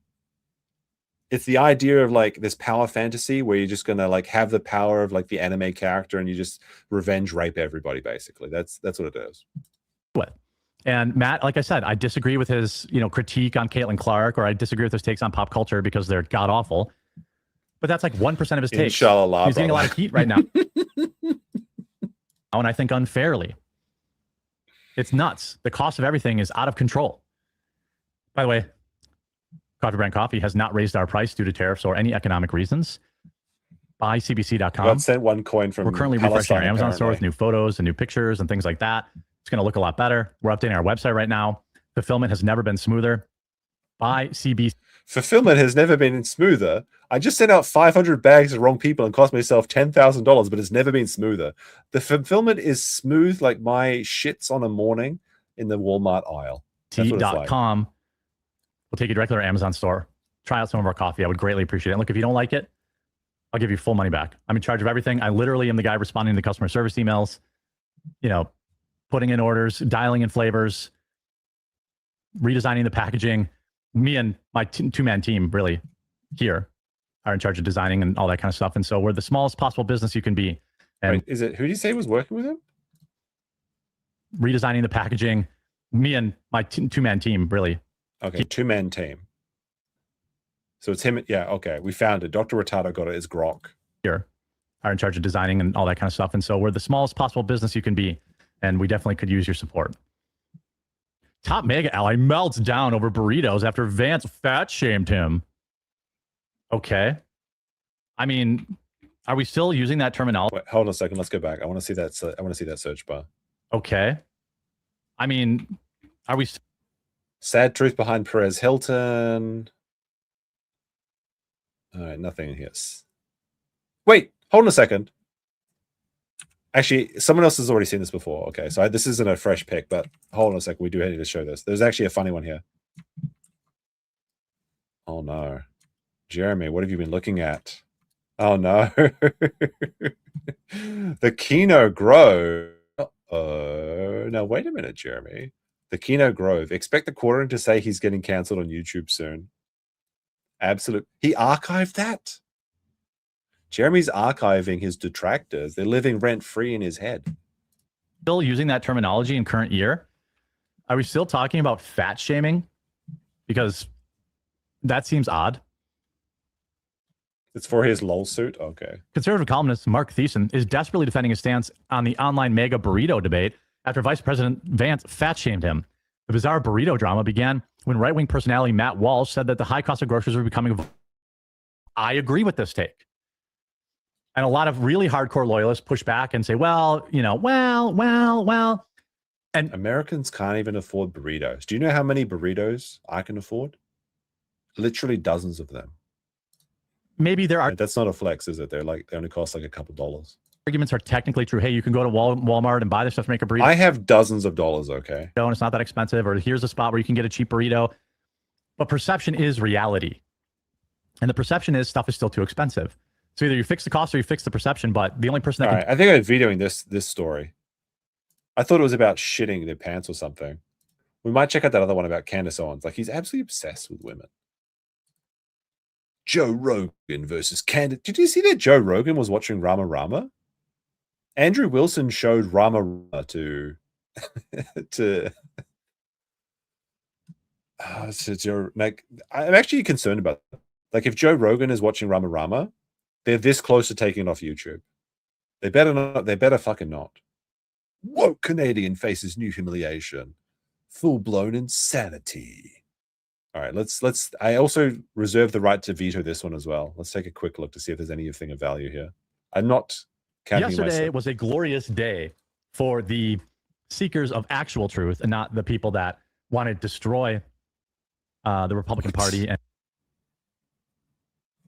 Jeremy lives in a fantasy world. He has never told the truth once. Now, I don't think that Candace Owens is necessarily honest either. I don't know very much about her. She just seems like a right-wing grifter to me. I mean, didn't she make that social audit site where she's trying to expose people on the right to start her career? But I don't know why Jeremy's just... Is it just he sees it because she's popular? Apparently got another alert. Destroy the meaning of truth and destroy the meaning of investigations, as Joe Rogan hosted Andrew Wilson. Joe must really like Andrew. He seems to be on there a lot. No, just, I mean, Andrew's doing great work, but the topic of Charlie Kirk came up and the various theories around it. And I got to say, I was, and it sounds kind of weird to say, but I was so proud of Andrew for holding his ground. A lot of people might acquiesce to Joe Rogan, who even Andrew called out, might want to play nice with him. But he went on there and absolutely humiliated Candace Owens. Stunning and brave to go on the Joe Rogan show. How terrible! Like, oh my goodness, there are heroes, but then there's real heroes like Andrew Wilson, who went on the Joe Rogan show and played Rama Rama. To one of the few people with a larger audience than Candace Owens, and her fans have already started to turn on her. I've been seeing tweets like, "How long are we supposed to wait? How long are we supposed to, this, that, she's not giving us what she said. How long is she supposedly sitting on the proof?" Well, Lee, show me the receipts. Jeremy's eyes are red here, though. Facts are she doesn't have any proof. You can see she's proofless. Yes, I will speak my mind. I'm starting to get irritated. I'll always speak my mind.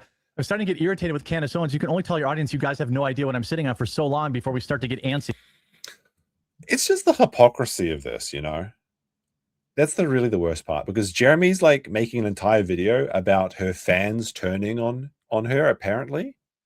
But then he goes on to say that anyone that talks about Jeremy is absolutely obsessed. He never holds himself to any fucking standards. Yesterday's episode was another nothing burger. Party Man USA gifted a corgi. Thank you very much. Picture of Erica I love Candlewood corgis. Sweets. She has denied she was there already, so the trap is set. What are we waiting for? Not trying to go full bednars here. I don't know what that means. Wow, it's a woman tweeting about another woman. Better make this a news story. But give a dog a bone. There is no bone, you clowns. That's the joke.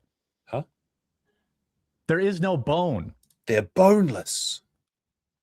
Except for the one that Candace is shoving in your ear every day you listen to her podcast.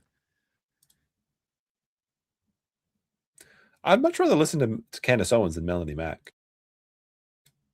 There's a couple of clips I want to go over because I thought they're amazing. Like, here's the thing, is I can't, this is the reality, is that every time Jeremy talks, he is about himself. He is projecting everything. But if I say that, then I'll have no commentary to add and the show will be over.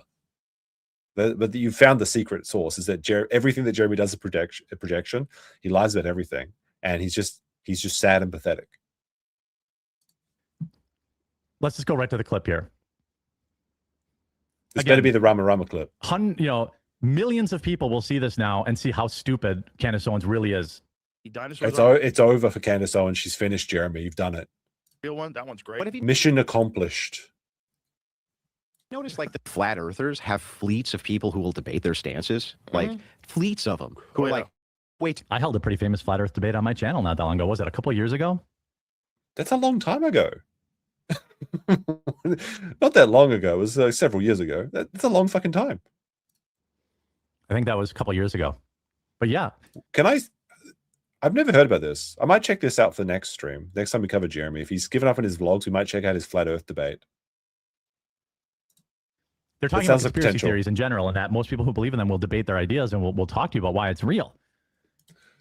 Didn't Jeremy look at his Photoshop artist interpretations of UFOs and think they were real or some shit? And then Jeremy had that video about that guy that was like time traveler in the Mars. And he's like, these conspiracy theories are just beyond the pale of reasonable discourse. Eddie Bravo will do that. Flat Earthers will do that. But why not the, Tyler Robinson, defense team, Candace Owens, or any of her orbiters? Stu Peters. Does Jeremy believe it? Like, was Jeremy pro or against the Tyler Robinson exploding lapel mic theory or something, which is just retarded in my opinion? But I remember him talking about it, but I don't know if he was just talking about it in regards to how it's silly or how he actually believes it. Maybe someone in the chat can elucidate. Is that a word? My memory on this. Did a quote-unquote debate with Andrew Wilson and got humiliated. That's why they don't do it, because they don't actually... Here's the thing. Here's the bombshell. They don't actually believe what they're saying. Oh, wasn't it? Wait, is this stolen debate valor? Oh, wait, sorry, wrong one. It was a debate between Whitsitt and Professor Dave. Jeremy moderated the debate. Stolen valor. They're only saying it for money. Candace Owens is not stupid. She does not actually believe that some foreign country took out Charlie Kirk because he was going to oppose the Iran war. Well, this is the difference between Jeremy and Candace Owens. They're both liars, but at least Candace Owens is smart. Not true. She does not believe that, but she knows it that some people do, and so there's never been anything more clear to me in my life. I do this for a living. I can tell who's a true believer. What, grifting? Did Jeremy just admit to grifting? I do this for a living. I can tell when someone's grifting or not. Who's not. And she definitely has viewers who are true believers, but she is not. She doesn't even believe that Macron's wife has a daughter. Doesn't believe that. What? She's not. Did Jeremy just say that?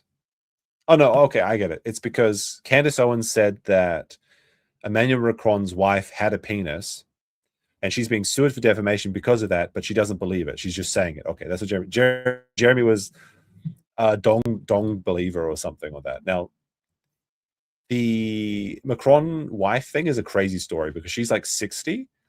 Met him when he was like a teenager in school, and she left her family to groom him unironically. Like, that's the same story if you haven't seen it.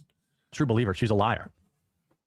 To debate with you on the flat earth, it's like on the other side. It's about integrity in penises of head of states' spouses, okay?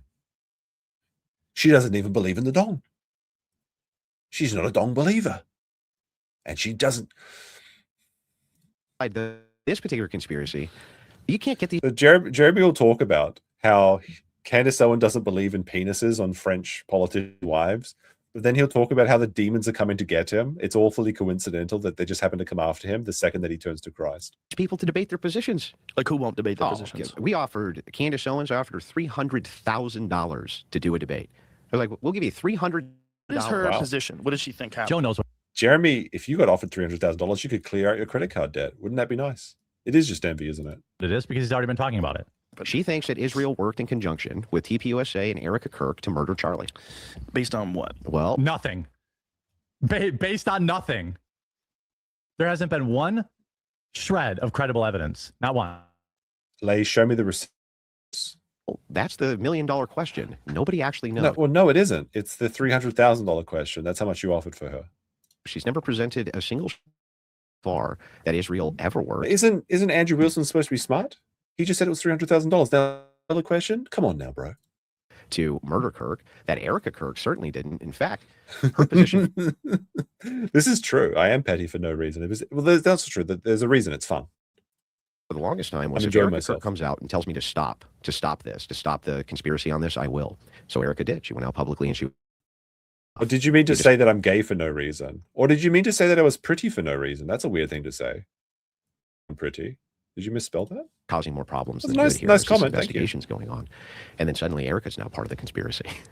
by the next day, Erica's trying to cover it up. She's part of the conspiracy too. I think with like Erica, isn't she like obsessed with Charlie Kirk though? Like I think that maybe they had like an office fling or like intention there or something, and because he was shot, now she feels like she was in love with him or something like that. I believe that. I went to the TPUSA HQ and I talked. The first thing I did was what I think. I gave her a hug, and I told her how god awful sorry I was that happened to her. Right. Like, can you even imagine how that's got to feel for her, especially now that tens of thousands. Why is Jeremy wearing a tortoise on his hat? Is he like turtle masking like Jeb Bush? Of people accusing her of murdering and conspiring to murder and then cover up what happened to her own. I mean, that's like mind-boggling psychological torture on a level that I've never seen. Yeah. Yeah, and it is all in the pursuit of Candace Owens and Stu Peters and Ian Carroll. They are smart people. They're smart enough to realize that there's an audience for this stuff. And so they're in that position.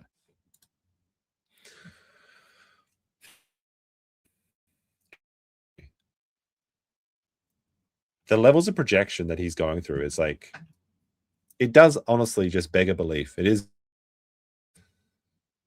It pushes the bounds of what's reasonable, because anytime Jeremy's questioned by people like Rex Jones, he has none. He just sees what Ben Shapiro, Benny Johnson, or Stephen Crowder are talking about, then he adopts those to attract those audiences. The issue is they are not true believers. I used to think like a guy like Alex was a true believer, although these days I'm not so sure anymore. But like a guy like Alex, you could tell when he's talking about various conspiracies, at least he seemed to believe them. Candace Owens does not believe this. That is why, and that is the only reason we won't debate it. No, it's because she probably has made a business proposition where she's going to lose money. Like if she makes herself look like a fool, $300,000, it's a lost business cause. Jeremy doesn't seem to understand that. Or she's making so much money that $300,000 isn't worth her while. I could put out the call and get 500 flat earthers willing to debate an expert, a globist, I think they call them, a round earther or something. Huh? I could get hundreds of people who want to come on and debate that. I could get hundreds of people who want to come on and debate that the moon landing was fake. I could get hundreds of people to come on and talk about, let's say, the Twin Towers. I have no problem with any of that. Why won't any of these people... This man people... can't even answer what the oranges are for in chat, and he thinks he can just bring in a bunch of hundreds of people and debate them? Go on and debate their ideas. Just because the difference is the people that believe in flat Earth believe it. They really believe it. I don't think they do. I think that flat earthers just want to have you... And deep down, I don't think they believe it at all. They just want to argue. And that's fine. Sometimes you just want to have an argument. But they just want to be different, and they want their own little thing to call their own. And they want to be persecuted for their beliefs, I think. and thus they are not afraid to defend their positions. Stu Peters, Candace Owens, and Ian Carroll and their likes, in my opinion, do not believe this. Just about monetizing a general anger with a certain foreign country. Undercurrent of all of it.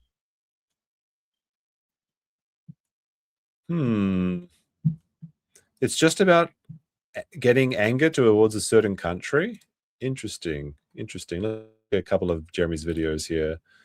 Let's see if there's any of them about a certain country. What the fuck is this? Did he Photoshop titties onto the Sadie Sink Stranger Things? I guess it's in Spider. She's in Spider-Man now. I mean, she's an adult, but surely she doesn't look. It's like, did this man actually add movies onto a chick to try and get people to click on his Spider-Man video? Sorry, I just got distracted by that.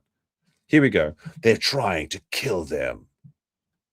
It's getting worse. Total terrified. She's done. Like, as if Jeremy isn't also fanning the flames to try and me that he can rally a defense, rally an audience around.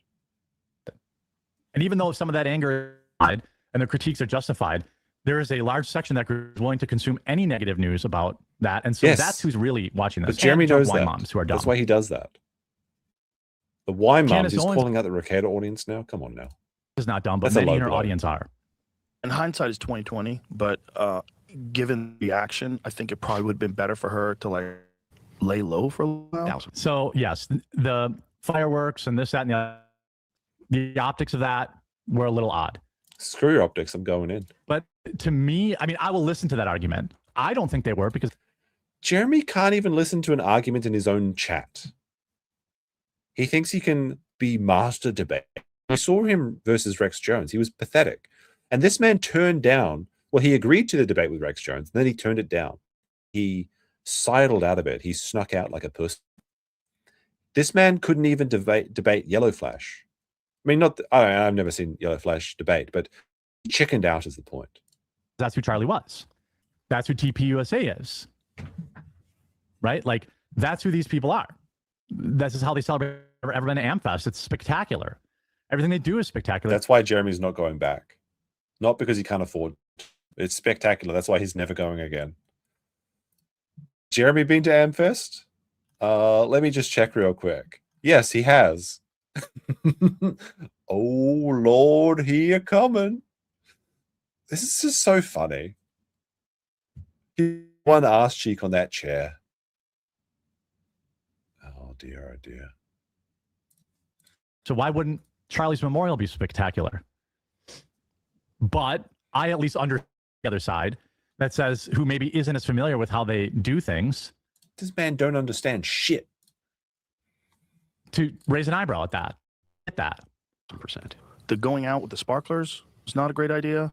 Like, all that was not a great idea because it just seemed insane. And sometimes in grief, or when, you're not going to hold us back, people make choices that could be interpreted in a very bad way. True. 100%. Yeah. The interesting thing is I asked her about that. I asked her, like, what's the deal there? What's with the sparklers? Well, what's with the aberration behavior? And she's like, look, I was put like the worst spot I could ever think of. I was the background character. I was just there to support my husband. That's it. This is Jeremy. Jeremy's familiar with this. He's a background character. He's just there to support his wife. The only reason I even really got involved is because Charlie was so pro-marriage, and he wanted to demonstrate to the world, you can be married and have kids, and this is the good life. So when he dies, she takes over, right? This moves over to her control. She says, well, the first thing I want to honor his last book. That's the very first thing I want to do. I want to honor his legacy. And she's like, I don't know exactly how to take this position. At the same time, there's expectations. This is very true. Jeremy thinks that he's like this master debater. But every time that he's been challenged, like with Jim or with Ralph or with anybody, Rex recently, even a few months ago, he never debates anyone. He just rolls over regardless. The thing is, it's important, Jeremy, because he's very left-coded. You know how, like, when leftists will typically do it is they'll pretend to not know what words mean, or they'll play ignorant. Jeremy does it all the time. It makes debate or even conversation impossible because you can't even get to the same thing with that organization my husband built that I want to honor, right? but you know, I'm also in the middle of grief. Performative stupidity. It's Well, like, he I don't doesn't need to perform, but that's a good to describe it. But with Jeremy, it comes naturally. know how you balance that position. Yeah. Again, I would say that I would hear arguments about maybe just keeping it low key for a while. But you know what? I happen to think that she handled it correctly. Why? Why can I say that so definitively? It's because she was acting on what the woman who knew Charlie Kirk the most, she was acting on what she believed he would want. There is not a person on the planet that would know better about what Charlie would want than Erica Kirk. So if Erica Kirk believed that Charlie would want the sparklers and the fireworks, and she did that, then are they actually arguing about a fireworks display for a dead man? I mean, have the fireworks, but he's dead. He doesn't care. Now, I understand how people will use that as a vector of attack or what people might think it's weird. But I don't know about you, but I've been to celebrations of life at funerals. A lot of them that are parties. I mean, I went to had a party at the bar where everyone got there and hung out, and there's nothing wrong with that. That's obviously, you know, on a scale, but it's no different. You know, I don't want a bunch of people standing over my body crying. I want them to toss, you know, burn me up, put me in an urn. It's about ethics and ghoulish fireworks displays.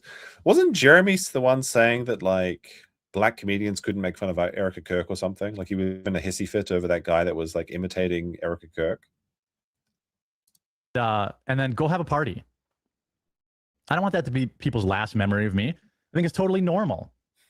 But I understand why people say that the fireworks are a bad look. I totally understand that. And they're not invalid in feeling that way.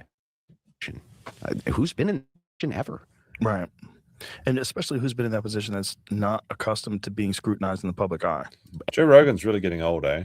Everything. And he's starting to look like a grandpa, honestly. It's a lack of charitability that's so bad, too. Like, let me give you He's had one too many elk barbecues. Example. If you say, Paul's so lazy, he never gets to work on time, you don't actually mean got to work on time. That's not what people mean. Right. But the way that these people will scrutinize every detail of what a person does, they can make a liar out of anybody. Because they'll take statements like that, which terms, if you say, oh, man, Paul's never here on time. You don't literally mean here on time. Nobody talks that way. But if you push on everything a person's ever said, tongue in cheek, not tongue in cheek, they misremember an event, they don't misremember an event, you can make a liar out of anybody. Right. Yeah. And that sort of scrutiny from all that public trauma, and it was the most traumatic event Zoomers have ever gone through. Yeah. I mean, a public assassination like this, same thing with millennials. It also I mean, Charlie Kirk's murder was obviously very sad and tragic. Zoomers have ever gone through. Exposed people's character. Like, if we're being honest, anyone that's under 20, the biggest crazy thing that's happened in their life was the COVID lockdown.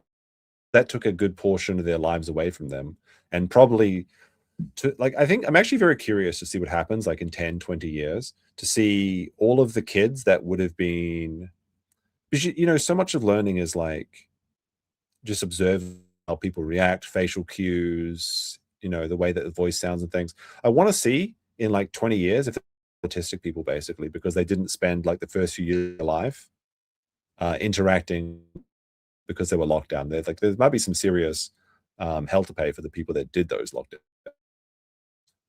AUTISM autism. Yeah. Oh yeah. And they I believe Candace Owens celebrates it every night. I believe she lays on what that, the fuck? That she made off this and pleasures herself to the video. No, this is just retarded, Jeremy. Like, Jeremy was perhaps one of the biggest blood money monsters of Charlie Kirk that I have seen. He made like 6 videos an hour for that, and he was posting Charlie Kirk conspiracy theory murder theories after they'd already been debunked. Every time there's a tragedy, this man celebrates. When Trump was almost assassinated at the there was like a gun at the Correspondence Center, this man rushed away from his bowling game so he could get the first take, and then he couldn't even unmute himself.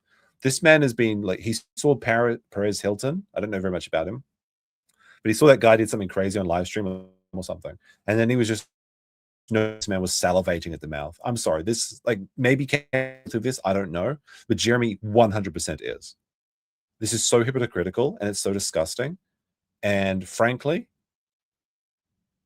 I'm roboting. Oh, it's probably for the best, because I was going to say some very naughty words. Like Kirk being assassinated. That's what I think. And if you're a visual thinker, I'm sorry for that. But that is just how evil If you're a visual thinker? I can tell you that Jeremy's not a visual thinker. He can't even visualize an apple in his own head. think this woman is. He also pointed out that a progressive group funded through Act Blue that sought to destroy Charlie Kirk's TPUSA is now helping push Candace Owens' theory that TPU insiders took his life. There's a progressive funded through Act Blue pushing the same narrative as Candace Owens. When Charlie was alive, their stated mission was to take down TPUSA. The woman who runs that organization receives millions of dollars from Act Blue. Oh my goodness. No. No. Not again. No. It's the return of the claw. He's got 3 fingers. Oh my goodness. How does this keep happening? He honestly is crypto-zoological. He's Shrek maxed out in this video. And other progressive groups to pursue this mission. That same woman is now working with others to push the claim that assassinated by TPUSA insiders, while the organization's stated goal remains to destroy TPUSA. Anyone can look that up. All right. Jeremy's just reading other people's tweets here. I think we've reached the end of it. That'll be the end of the stream.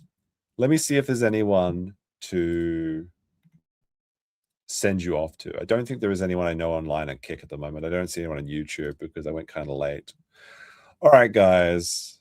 I'll remind you to go buy some coffee on the Dragon's Treasure. The huge support tonight. There's a typhoon currently heading my way. 3 typhoons, in fact, during the Obon season. So it may be impossible for me to stream again this weekend. However, we may be having a gaming stream over the Sunday or Saturday if weather permits. We'll say that, all right? So last chat gets sneaking in here. Here's a thick yellow chat for reaching 3 hours and for having this coverage. Goodness. I'm demoted to second best girl. How is it possible? All right, guys. Peace out. And remember to buy free brand coffee from the Dragon's Treasure. I'll play the Jacanicus outro.